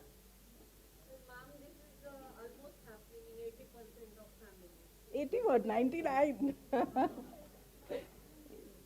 So, you know, I recently read this book, The Heart Lamp. It's by Bhanu Mushtaq. I don't remember the person who translated it. She also received an award, I think the Booker Prize award. Short stories on how women try and cope up, women are coping up with their situations. Very interesting. I would say women also become manipulative in such cases, you know, because, and it's a fight, right? It's a fight to bring their identity to fore, to be recognized and to be valued. So at times they do get manipulative. Anybody from that side? We support a lot of nurses, you know, from the foundation. So far, I don't think I have had applications from here, from this college, but we would love to receive applications from this college. Hopefully next year. Yeah. No? Okay. No problem. So I'm going to end with a short poem I had written last year for the Women's Day. So I'm going to read it out.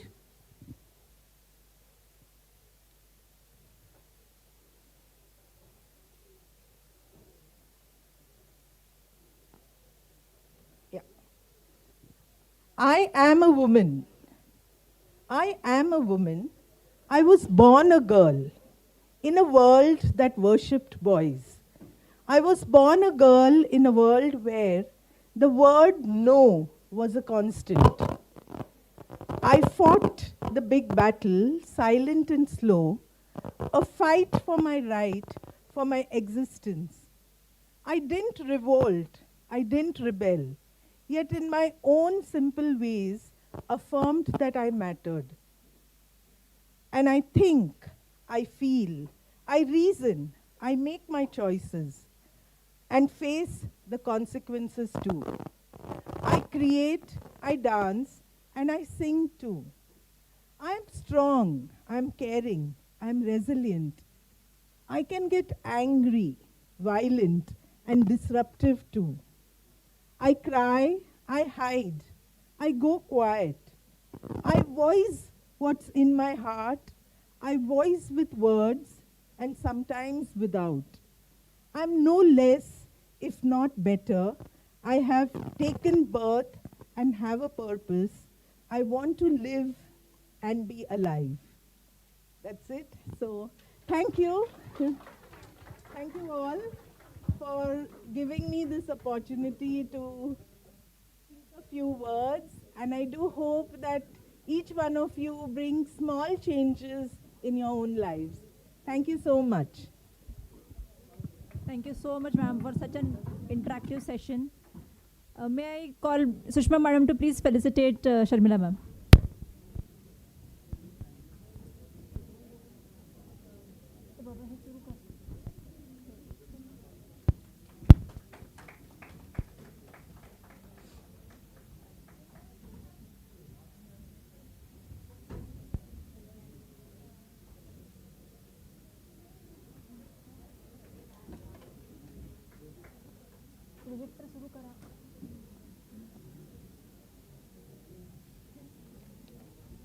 May I now call our next guest speaker, Dr. Vaijayanti Patwardhan ma'am. I don't have to say much about her because there is lots and lots of things to say.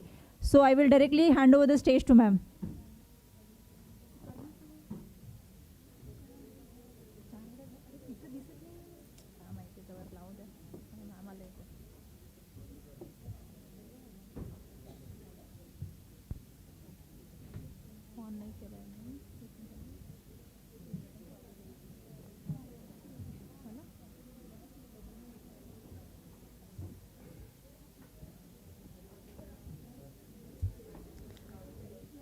by the time they start playing the, it's connected, yeah. So very good afternoon to all of you, all my esteemed guests who and dignitaries and my dear students and the fellow colleagues. At the outset, I would like to thank the organizers of this program for making me a part of the this very, very special program, I would say. And for a change, madam, I would like to tell you that every time it's PCP and DT, the implementations, how the challenges and how the doctors are tortured, all these things and what are the solutions. So for a change, I'm given a topic, let her rise from birth to brilliance, which is a very optimistic topic. And optimism, I think, is the forte on which even I live, and I try to help others to live with that optimism and to rise. So it does match my basic personality as well as the works which I've been doing. And please excuse me for the bad throat, which has been because of some continuous conversations in last 48 hours, you know. So lot of things happening outside. So there is going to be some overlapping. Pawar sir spoke so well about a very different perspective, I would say. Same thing with Sharmila madam also and Dr. Savita. So all of you have given such a good overview, but then as we come towards the end of, though this is second last session, some points are going to be repeated, and that's the reason I will like to stick to my PPT so that I stick to the time limit which is given to me. And I'll skip the things which have been repeated or likely to be repeated. Dear students, I see so many youngsters. I'm happy to visit the medical college or any educational institute so that we also feel little younger, you know, seeing all of you. And that adds to the happiness. So I would like to tell you, when मैं जब आपके उम्र की थी, the popular song at that time was शायद मेरी शादी का ख्याल दिल में आया है. And most of you understand Marathi, right? त्यावेळेची गाणी ही अशी असायची.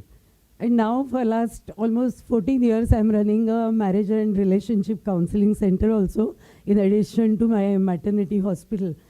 So see the shift. आत्ताच्या ते पण आत्ताचं नाही, मला वाटतं तरी 8-10 वर्ष झाली असतील. ब्रेकअप सुद्धा कसा सेलिब्रेट केला जातो. मेरे सैया जी से काय मैंने ब्रेकअप कर लिया, right? So matter to celebrate, right? So that is such a big shift. And you know, this is a very common question which is asked to me on many public forums or some podcasts which I've been doing for others. How do you see the shift in women? Of course, we are talking of the affluent class, and which is not bigger, much bigger even today. I'll be showing some statistics also. But then the biggest shift, I would say, especially in the affluent class and educated class, or actually the empowered women, is that women behave as per their choices.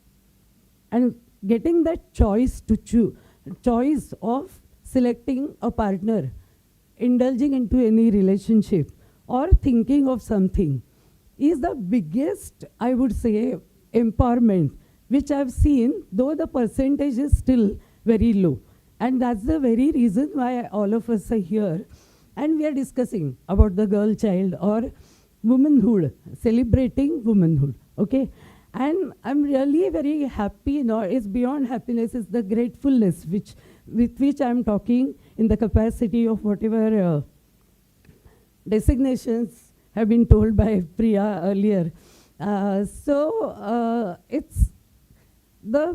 the initiative of uniting all of us under one umbrella for a cause which is to raise the girl's status from birth to brilliance. Just a minute.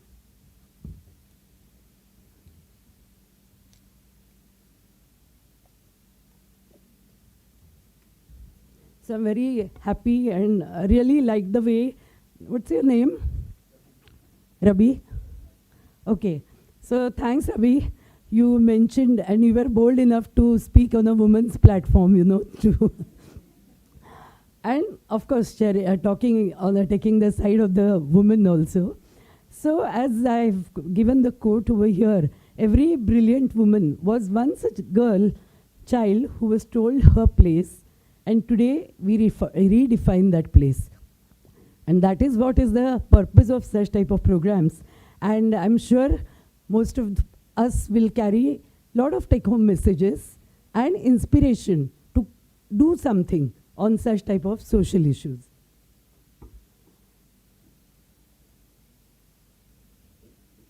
So this is what is me. I don't want you to look in the middle part, which is written in the red, because it's known to the entire world what I am. What I want you to read is only the last line, which is my forte, I would say. When you educate a girl, you don't just change a life, but you rewrite the generations. All of us try to see how we all have been raised in our own families. Is the mother who inspires us. Is the mother or any lady, who is your caretaker. She is the one whom generally we follow. And all the principles, values, everything comes mainly from the girl or the female gender who is influencing our life right from childhood. And that is how the generations are written. And that is where the role of a woman in the family comes. As very rightly mentioned by earlier speakers, see the paradox in India, the sacred and the struggle. So what is the sacred? On one hand, we are worshipping women as a goddess. But on the other hand, even taking birth in Indian society is prohibited or not liked by many of the families, which is a fact till now. And that is where the struggle comes. So the facts are the gender bias begins even before birth, and for which we are very fortunate to have one very strong PCPNDT Act in place, and which is implemented in very effective manner by and large, about which my colleague Dr. Meenakshi will be talking after me, which is a promise to the unborn. As we understand, the ethics of today shape the tomorrow. And that is why today is the day when we have to be strong on our ethics and shape the tomorrow, not only for ourselves, but for everyone, whoever is in our vicinity. Sex ratio is improving. Yes, say 20 years ago, what was the sex ratio? 25 years ago, it was 890 per 1,000 boys. Okay, later on it was like 937. The latest NFHS 5 shows that the sex ratio is somewhere 921 per 1,000 girls. So apparently the sex ratio is increasing. And thanks to the law and also the people who are following the law. But what about the mindset? The mindset is not changing like the statistics. It still lags, which is so many examples around us of the gender bias and inequalities. And where are the gaps? The gaps are in the nutrition, mentioned by, I think, Sharmila also earlier. The healthcare, we all being medicos or paramedicals, we understand, see the status of anemia. 60% of the girls and women are anemic. Okay, what happens to our antenatal patients? The maternal deaths, still 40% of the cases, the attributing secondary cause is anemia. Why it cannot be improved? Awareness, availability of food, and more than that, the gap, which is because of the gender bias. So these are the areas, and the third thing is the dignity. So these three gaps, nutrition, healthcare, and dignity, they are very, very important. And the last part, the silence remains the biggest disease, which is applicable to any social issue which prevails in our society. Most of the middle class. I remember a famous quote from earlier generation politician and leader, Yashwant Sinha ji, who has mentioned in his book that the biggest tragedy, this was way back in 70s, the biggest tragedy of Indian society is that middle class is not active or silent, which prevails even today, okay? जे काय आपल्या आसपास चालतं, we are use to, we are conditioned or we accept, let it happen, मला काय त्याचं, हे कुठेतरी असतं. And these are the reasons why we might know that our relative is likely to do a sex determination, but we keep quiet. Okay, we know that somebody's wife, our friend is not behaving properly with his wife, but we keep quiet. Let them manage their own things. So that is how our society behaves. And that is why this data is very important. As you see here, I think it was mentioned by Sharmila Madam, and it's really a great thing on part of Leela Poonawalla Foundation, your leadership development and all. But still, it's the percentage of leaders is only 30% of all the population. So that is one, the statistic speaks about what is the thing. Of course, 30% is not a small thing, but yes, there is a scope to improve. That is what is to be taken from these figures. The gender pay gap. Still, the honorarium, it doesn't happen in this esteem institute, though. In many places, the women are given less pay. Wherever there is a choice or there is a band scale, the woman employee will get the lowest and the man will get the higher, thinking that the entire responsibility of the raising the family is on the man. So whatever the reason is, but 17% is the gender pay gap. This is the statistics. Education, again mentioned by earlier speakers, 79% of the girls in Indian society can get education only up to higher secondary and not beyond. So this number is very big, right? Should be 100%, no, for everyone. And VC bundling, that is the venture capital funding, to all female founder teams is 2.4%, which is much lower as compared to the Western countries. So how do we rise against whatever odds we are facing? There are only two means to be learned, that is excellence and access, to which will open the doors for everyone, for all others. And these are the two areas where we need to work together. So the first chance we get when someone takes a bet on her talent and prevents from going ahead. So that is the first chance where we can be proactive and support that girl child for rising. Next is first no.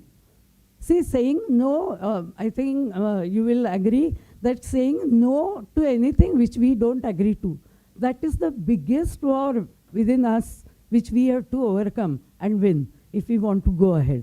So this first no, facing rejection, is not a failure.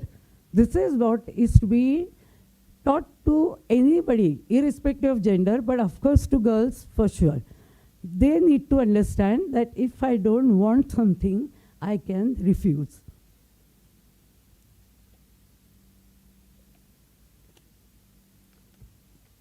Next is finding allies. Allies means help, supporters. Like this institute, like Leela Poonawalla, or whichever institute we know, or whichever way we can become ally to somebody for rising. It may be just a consoling shoulder. It may be appreciation. It may be giving some help. It can mean anything, but we should nurture ourselves and come forth as ally for somebody who needs it. And last but not the least is breakthrough. Breaking the glass ceiling. Excellence creates impact, opening the door for next generation. So as you see here, the barriers are at thinking level only. And unless you break the barriers at thinking or preaching, you cannot go to breakthrough, right? So like, be nice but not bold. That is the commonest teaching to girls or women. So we teach confidence as a skill to every woman or girl.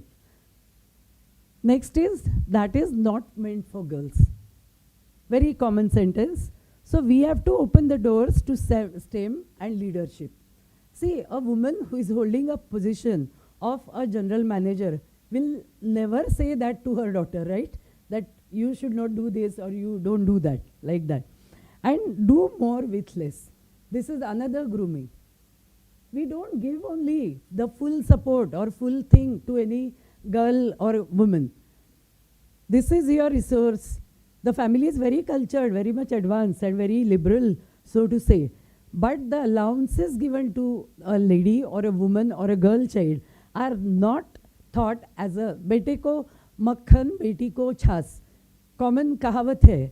तो बेटी gets छाछ and बेटा will get मक्खन. ये सिर्फ UP की बात नहीं है या बिहार की बात नहीं है. This is very much prevailing in Maharashtra, Mumbai, India, Pune. Okay, so these type of things have to change. We need to fund her fully, not minimally. So these are the ways we can help in women empowerment. Okay, if we really want them to rise, then this should be the ways to handle. So what allies are required in action? So parents, teacher, who name bias immediately when they see it. We can influence. आज का ज़माना तो influencers का है, right? So doctors always respected as influencers, though violence होता है कभी कभी, that is a part. But then yes, doctor ने कह दिया तो मानना थोड़ा लोगों के लिए आसान होता है. Doctors, media people, actors, actresses, social activists, yeah, bloggers, these are the people who can really play a very, very big impact. But they have to focus on what? Specific actions. And that is like they need to act immediately for any such instance where there is a possibility of ruining the confidence of a girl child or having any negative impact on her raising. Then policies which attract time to learn, play and dream. So policy wise, I think we live in a country which is very supportive to women and it gives all rights also to women. So, but when it comes to implementation, of course, we need to understand the policies and help others also to do that. And communities which celebrate and courage over compliances. So, power of her story, I don't know how much time I have. I could tell a very small story of my own maternity hospital, which is a private hospital. This was about 15 years ago when PCPNDT Act was very much in force, and I was also one of the advisory committee members. But of course, these things are not publicized. So my patients may not know that I work on this particular committee of the government. So one corporation, Pune corporation engineer, M.Tech, and his wife, they were a Muslim couple having 2 daughters, and the third time she was pregnant. And I don't know from where she came and got the sex determination done. So she registered with me in her 7th month. The wife was a secondary school teacher. And very, very polite, though they, I mean, culturally they were very affluent type who would speak properly, always converse in English, like that. So she just casually asked me, Madam, I've heard about sex determination, so is it like 100% the results? So I said, why are you asking? So she said, no, I'm just asking for my knowledge. I said, see, anything can be a wrong report. So I don't think we should discuss something which doesn't apply to us at all. And she said, no, I heard Hema Malini, when she got the second daughter, she had done the sex determination and it was told a male baby is she's carrying. That is what she told me. मेरा common knowledge जो है ना बहुत बढ़ता है patients के वजह से. So I said, I don't know Hema Malini's story, but yes, possibility is there. See, we in medicine will never say कि 100% correct या 0% possibility, ऐसा तो बोल ही नहीं सकते. I said, possible, I don't know. So this is a very diplomatic answer, which I use many times. Possible है, ऐसा बोल दो ना, उसमें क्या है, patient doesn't feel offended. And then she delivered in the middle of the night in the month of July when it was pouring, rains, no, not stopping for 4-5 days. And in my hospital, in the middle of the night, 2 a.m., she delivered. She had a normal vaginal delivery, a female child. And I told her name was Salma. I said, Salma, congratulations, you got a very beautiful baby and all. She said, baby, oh my God, we were told that it was a boy. It was a boy. So she said, it's okay, Allah ki den hai, abhi kya kar sakte hain? मैंने बोला ठीक है. Like usual in private hospital, we don't have so much of staff and all. So my sister just, she cleaned and put the baby in the room, in her room, private room, and I was writing the notes by the time the cleaning was going on. And her husband came, and my consulting is like this, where I was writing the notes. I was on this side, 2 chairs on that side, and the door was on the opposite side. So he stood in the door like this. A young man, between 34, 35 years old, very sturdy, strong built and all. And he asked me, "Madam, I have to talk something." I said, "Yeah." He said, "Dekho, अभी किसी को पता भी नहीं है. You quote the figure, I don't want this female." So I said, "What do you want me to do?" He said, "कुछ नहीं, मार डालो उसको." And then you won't believe, I was furious. मी जेव्हा चिडते ना तेव्हा प्रचंड चिडते. आणि I just blasted. I said, "Nonsense, काय तुम्ही बोलता, तुम्हाला कळतंय का? How can you ask that? I'm here to save the lives and not take somebody's life." So he started staring at me like this. आणि बाहेर सगळा पाऊस पडतोय, कोणाचा आवाज, म्हणजे मी इथनं त्यांनी मला स्टॅप केलं असतं तर मला बाहेर ऐकूसुद्धा केलं नसतं कोणाला, अशी सगळी situation. The other side was my labor room. My staff was engaged in all these things. And I said, "You just leave my room. Don't show me your face again." I was really furious. So he waited like this for 5 minutes. Then I started praying to God की अरे बापरे, आता माझं काय खरं दिसत नाही. But then he just was looking like this, and after 5 minutes he just walked away. And then I really thank God. Next 2 days he didn't show up, and third day he just sent the bill, and the patient was discharged. But then these type of nightmares and shocks we have experienced so many times, So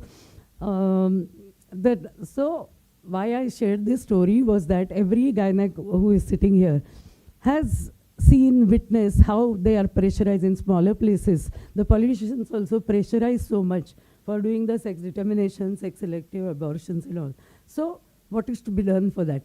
Act is there, but the police and authorities are not going to come to save us at that particular time. But let's be optimistic. Let's be united and form our own brigades, to fight such type of things. And that is what is the major take home which all of us need to carry with us. So we rise higher when we rise together. That is the moral of the thing which I want to share over here. So when you educate a girl, you educate the nation. This is an African proverb, but then yes, applicable in India and of course anywhere. So for empowerment, what we should be providing to women and girls is books, bandwidths, and of course beliefs. And these are the weapons with which anybody who learns these 3 things as their foundation can rise on their own, and we all to support them in their journey to empowerment. So to me, women empowerment means 3 things: the career by choice, marriage by consent, and motherhood by decision. And for which we all need to really unite, mentor, do innovations so that the community accepts all these things. And for which community is the thing at which level we all need to act. आपण सगळे doctor आहोत, paramedical आहोत, आपल्याला माहीतच आहे, आपण बऱ्यापैकी empowered आहोत असं मी म्हणीन. May not be 100% for all, but yes the concept माहिती आहे, सगळं माहिती आहे आपल्याला. So for her to rise, 4 eyes are important. Invest in a girl child, include her in any activity, any program, intervene wherever she's denied of her rights, and influence her parents, influence her family, influence the society as the stakeholders, important stakeholders in the society. I will have one door open wider than I found it. That is what is the way to go ahead on this particular celebration of girl child at the national level. And I will conclude with a small poetry.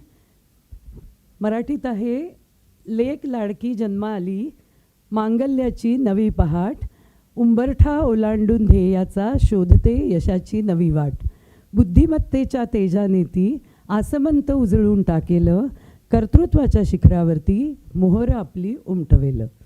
Thank you for the patient hearing and thank you sir and Sushma, Preeti and everyone and Madam Nair Madam and everyone for giving me the opportunity to be a part of this function.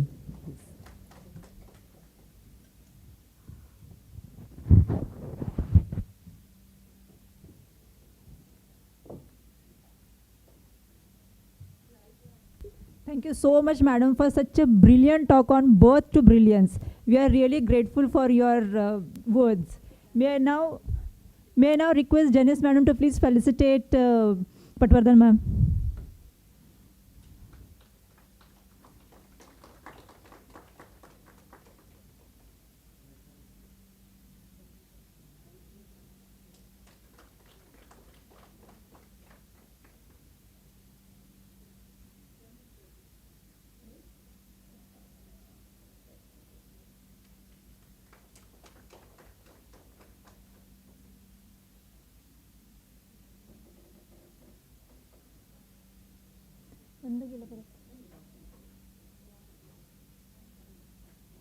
From afternoon, we have been listening to social, medical, mental, and all aspects of health. Now let us concentrate on something called as legal aspect. The legal rights, what the girl child should know, the rights, the responsibilities, and her duties. So may I now welcome Dr. Meenakshi Deshpande ma'am for the same.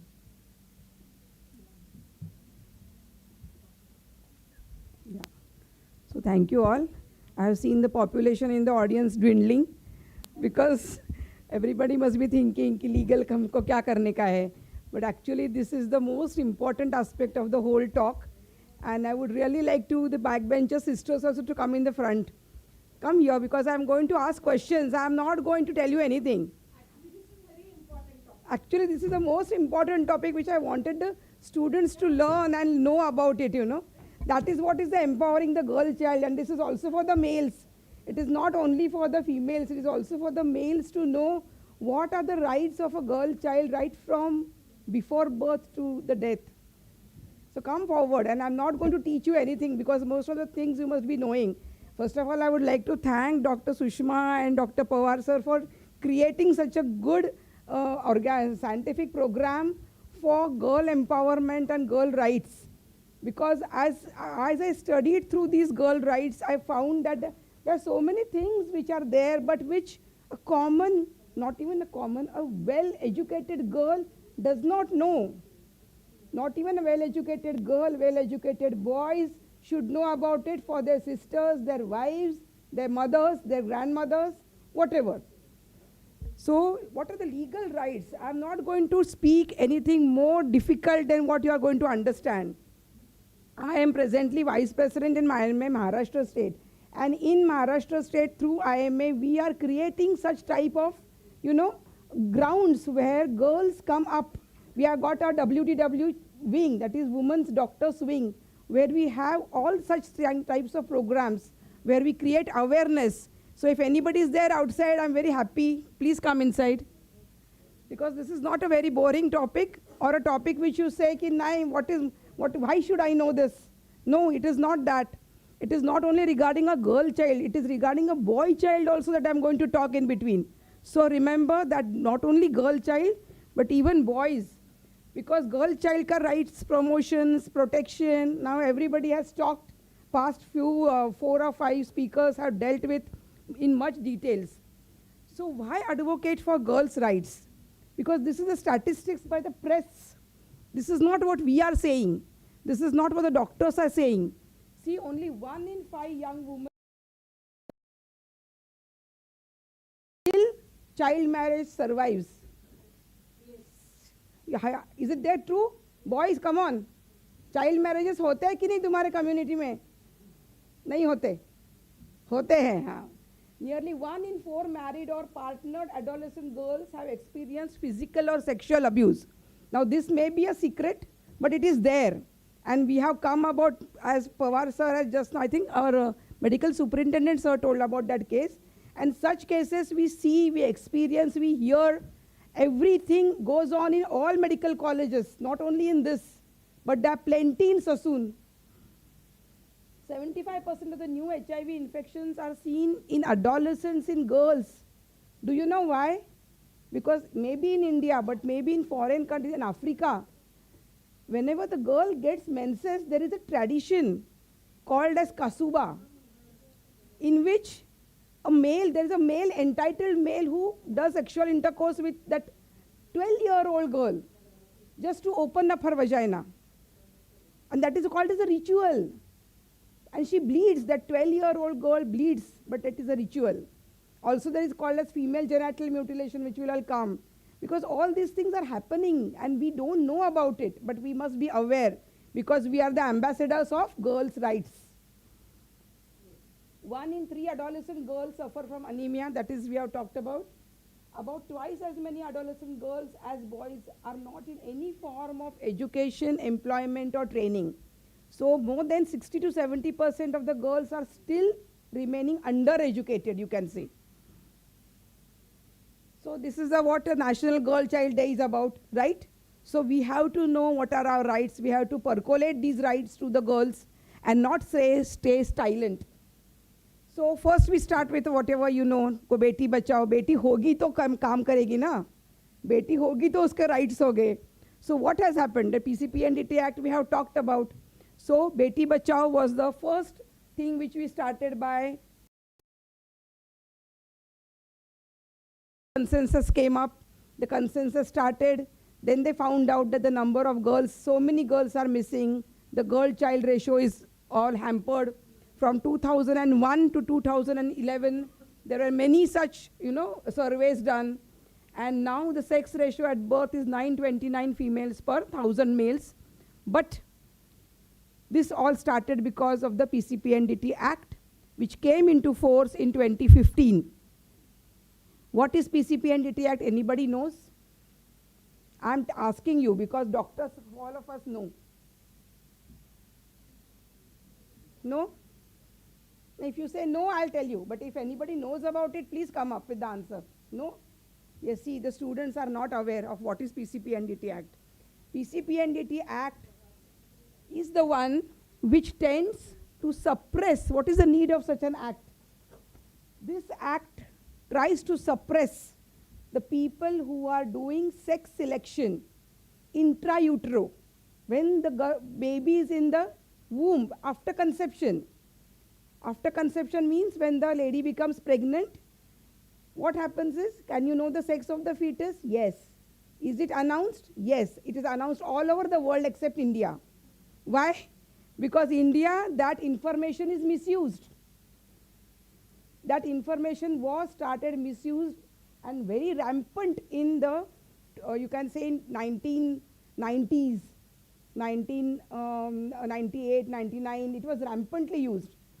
Why? Because once they came to know that the girl, that the baby inside the uterus was a female, what the parents used to do?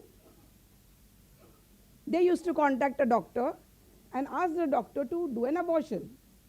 So this racket started, and that is called as the PCPNDT Act.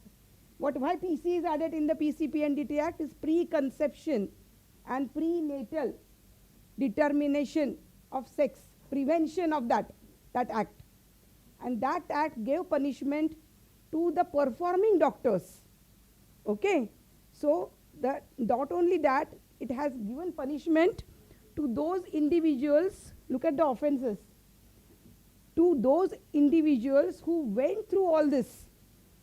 But how our society works? Our society worked in such a way that only the doctors' names came up, the doctors were punished, whereas the families who went through all this didn't have any punishment. And that is why we at IMA also told government that the families who are asking for this, they should be punished. And they should, if 1 or 2 families are punished that way, the whole community will never ask for sex determination. And it is only because of our rituals that sex determination is banned in India. But it is available in USA. Is it available? And why not in India? This is the reason. This act is available only in India, nowhere else.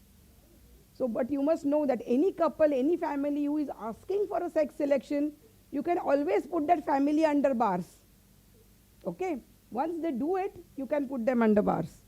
So that is the first, you can say, legal right of an unborn girl child, that she can prevent, one can prevent this occurring. One can prevent this sex selection, we can prevent this sex selected abortions, and of course, then if we do that, now our child sex ratio is now coming up to, you can see, child sex ratio in Pune is 941 per 1,000 boys. This is the latest, 22-23. Okay? In Maharashtra, it is still lower. It is 894 per 1,000. This is the latest statistics which you can say. But now you understand, even in Pune, if it is less, does it make any difference? No, because in Maharashtra, it is occurring somewhere. So that we need to stop.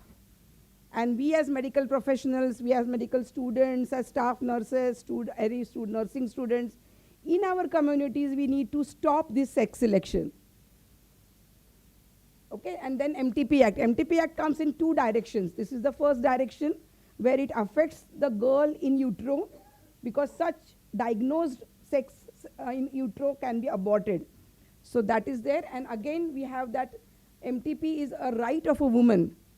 MTP, getting a choice of MTP is a right of a woman, because now this can apply to her until the age of 35, 36, whatever age she doesn't want a child, she can approach a doctor legally, and a proper MTP Act is been now in place with a proper amendment done. So any woman should not be forced to carry a pregnancy till term if she doesn't want it. But that should be done in time. It should be done before 10 to 12 weeks of a gestation. That is the ideal time. But that can occur till 20 weeks of gestation also. So these are all the categories of law for MTP. So the next, after से बेटी वहाँ से बच गई, okay, uterus से बच गई, तो बाद में कहाँ मर सकती है? Yes, infanticide. Infanticide rampant रहता है. Are there such parents who kill girls at birth? So you know them? Fortunately not, but yes, होता है. Community में होता है. And you know what? Just see this sentence. According to the report of 25 reported by the United Nations Children's Fund, 50 million girls and women are missing in India's population because of systematic sex determination and abortions, and also infanticide. That has not been added over here. But laws are made stricter, but parents, elders are criminals over here. And there is no punishment because there are no complaints. No evidence. So when the parents punish or parents kill a girl, वो हम कैसे रुका सकते हैं? That is the problem. Then afterwards we all have this girls empowerment scheme. So we have got all the rights that the girl should be educated, girl should be given good poshan, girl should be given good schemes for menstrual hygiene. Mission Vatsalya scheme is there, Udan scheme is there, Beti Padhao scheme is there, Sukanya Samruddhi scheme is there. All these schemes are rights of the girls. Then POXO Act. POXO Act also I think many people don't know, which our medical superintendent just now told. So POXO Act के बारे में कौन बता सकता है? What is the full form of POXO Act? Prevention of child sex abuse. What is the definition of child? Any person less than 18 years of age. I am looking at those boys, they don't know anything. Any person less than 18 years of age is called a child. Okay? Haan. Second MBBS or third? Okay, so now high time you should know it. So now let me just tell me one thing. Does POXO Act apply to boys? Why? Why? It is a gender neutral act. Rape Act is not a gender neutral act. But POXO Act is a gender neutral act. So even young, I told you, this is not only for girls, this is also for boys. Even young boys can complain of sexual abuse. And you should complain if anybody feels that, because all this gives rise to psychological problems later on in life. So this is, we have seen this POXO Act from the doctor's point of view till now. But now when studying about a girl child, we find it that it is there from the girl's point of view. What is good in this? That she can complain, yes. There will be fast track courts, yes. There will be in-camera recording. There will be all secrecy maintained, okay. There will be all evidence collected against the perpetrator. And do you know who are the common perpetrators of this crime, sexual abuse? Most commonly family members. Most common family members who are nearby, who know the girls. आज सुबह का paper किसने पढ़ा? बदलापुर का event आज पढ़ो जाके. 4-year-old girl has been raped in a school bus. And there is lot of havoc going on in Badlapur today morning. So this is not going to stop unless the society learns that girls should complain. Girls का complaint पीछे नहीं लेने का, उसको आगे आने दो. Now I think this girl and her parents will complain against that boy because he was a rickshaw tempo driver. But if this occurs in the family, they don't complain. And then the perpetrator is set loose amongst the public. Sorry to interrupt, madam. Why always work on the woman's complaint, and why not the boys are trained from the childhood? The work should be basically for the boys right now. But what happens is, girls ka complaint when they are, the boys only should take, boys means parents or their elders. Elders in the house. Maybe elder, maybe a mother, maybe father, maybe mama, or maybe uncle. They should take it seriously. If the complaint doesn't come, then nobody can attack or even put any complaint against that person who has done the act. You got my point? Yes. Log kya kahenge? That is why this POXO Act, mandatory reporting. Why this mandatory reporting is there? Everything, everyone should report. It is not only one person who can report. तुमने देखा है वो act, you report. Your other person should also report. Third person should also report. Mandatory reporting is there for all adults or any person who has got an idea that there is some sexual abuse going on in the neighboring area, in the area where you're staying, area where you are working. So any complaint आने के सिवाय हमारी Indian Constitution में there is no chance of giving any punishment. That is why the mandatory reporting is done. Of course, now there are some law cases, premacha goshti, which are coming under 17 years of age, which are making this act diluted because बहुत dilution हो रहा है. So that is also one of the aspects which the legal system is trying to get over this. कि उनसे फिर लिख के लेते हैं कि both of us are in love and we are not doing sexual act without this and that. But then what happens is the real perpetrators and the real criminals sometimes go without punishment. All this is this is the latest act 2012. This has been brought up after Nirbhaya event. Everybody remembers the Nirbhaya event which occurred in Delhi. That was a huge hue and cry raised all over India, and that time this POXO Act came into picture. So these are all the statistical and the clerical things which I'm not going to go. I'm just giving you the slides. But remember, good touch and bad touch training given to the girls and the boys right in the, you can say, kindergarten age or right from their homes is very important. And that is why we should train our mothers to teach the good touch and the bad touch and speak out. Girls and boys should speak out in front of the parents if their relatives are doing such sexual abuse to them anywhere, any kind and any place. Because unless this is brought about, I think don't think this is going to be a completely this jayega nahi hai wo. Achha, the next thing is which can affect the girls. What is the right of the girl? It's a girl trafficking or the child trafficking act.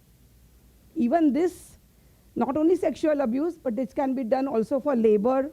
This can be done for girls को भी भगा के लेके जाते हैं, for begging, for boys को भी भगा के लेके जाते हैं. So kidnapping and child trafficking act is the most important act which one should know about, and one must be aware about this. Now this is a very important slide. This is one person, Kailas Satyarthi. If everybody knows about him, it's wet. Otherwise, I'll just tell in few words that he was a pioneer in child rights in India. And you know how he started? Just go to the first 1993. The Kailash Satyarthi undertook first of its kind march against the child labor in India from Nagar Untari to Delhi. This march was 2,000 kilometers long, aimed at increasing public awareness on issue of child labor. So all this child trafficking is also comes under this child labor. Child labor also for sexual exploitation and laboring during the day. So I say children and girls ki they had made such a bad utility of this sort of thing that this Kailash Satyarthi really did lot of good to the girls by taking such marches in 1993, 1994, 95, 97 and 2017 was the last yatra which she did, and that was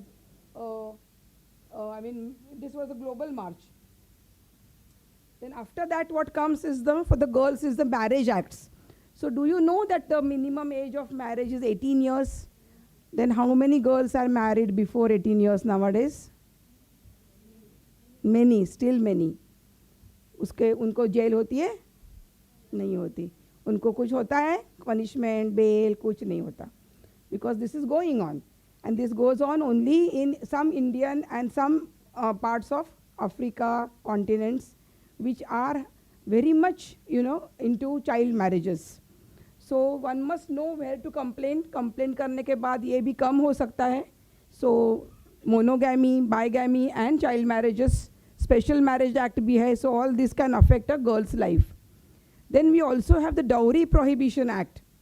So abhi bhi dowry system chal raha hai. We have got a dowry system going on, and it is rampantly going on. We get to hear all the stories.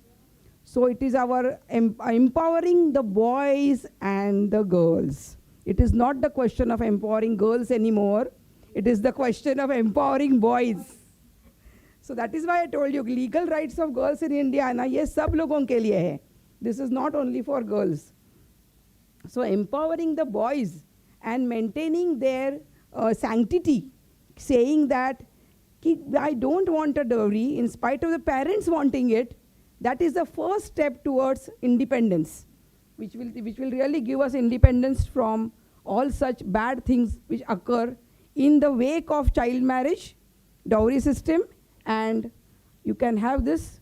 उसके बाद में आता है domestic violence, natural ना, ये सब natural है ना. So इतने acts क्यों है? Because we have got such bad rituals in our country, which I think more than 20% are now coming out. But in spite of all this, we have got a 70 to 80% in rural areas, not even rural, even in cities. Even in cities we have got Protection of Women from Domestic Violence Act. So we have got, this act contains so many minor points, fine points, which protects the wife or the woman who complains of domestic violence. But does any woman complain of domestic violence? No. they सहन करते हैं. अरे सहन करने के बजाय एक बार जाके पुलिस स्टेशन में जस्ट कंप्लेंट 100 को फ़ोन करो. How you can do it? Just a phone. See, I have written it over there. Complain it. Yeah, just make it a call to 100. कुछ नहीं होता. The husband and all, the woman is saved. The first thing what the act says is save the woman from the violence. Leave aside the relatives. Whoever is claiming to be beating her, abusing her, उसको बाद में करेंगे. पहला, what is the most important thing is, she should not be left to the road, or she should not be left on in that same house. So this came into force from 2006 year. A woman can file a suit for domestic violence if she has been bodily injured, beaten for demand of dowry, compelled to terminate her pregnancy, wrongfully restrained or confined, victim of cruelty of her husband, emotional, physical or mental, or mentally tortured by anyone in the family or relatives. Call 100 or 1091, which is a woman emergency helpline, to report the situation. Women can claim maintenance, right to stay in the same household, alternative accommodation, and seek a protection order from the government if necessary. And boys के लिए वो छोटा लिखा है मैंने नीचे. if they also face, similar thing from the wives. See, our legal system is made in such a way that there is there for everything, for boys also and for girls also. So if a wife has filed a false case against the man, then he can take the following steps to protect him and his family. So, wo bhi hai. So what are the remedies in Domestic Violence Act? As I told you, it is a protection order, comes under section 18. Section 19 will give you the residence order for residing in matrimonial house. So it is not that she will be evicted from there, but she will be given protection. Then monetary orders which will avail of maintenance to her, for her maintenance, temporary custody of her children, and compensation order for the damages caused to her. So these are all the sections in the Domestic Violence Act, but our girls don't know about it. Our women don't know about it. So if we make them aware, they can at least be protected from domestic violence. And there are many types of violence which are occurring all over the world. As I told you, the violence starts right from preconception, then the sex selection and abortion, then we have got rape, we have got acid attacks, domestic violence, sexual harassment, acid throwing, reproductive coercion, female infanticide, obstetric violence, online gender-based violence, mob violence, honor killings are going on.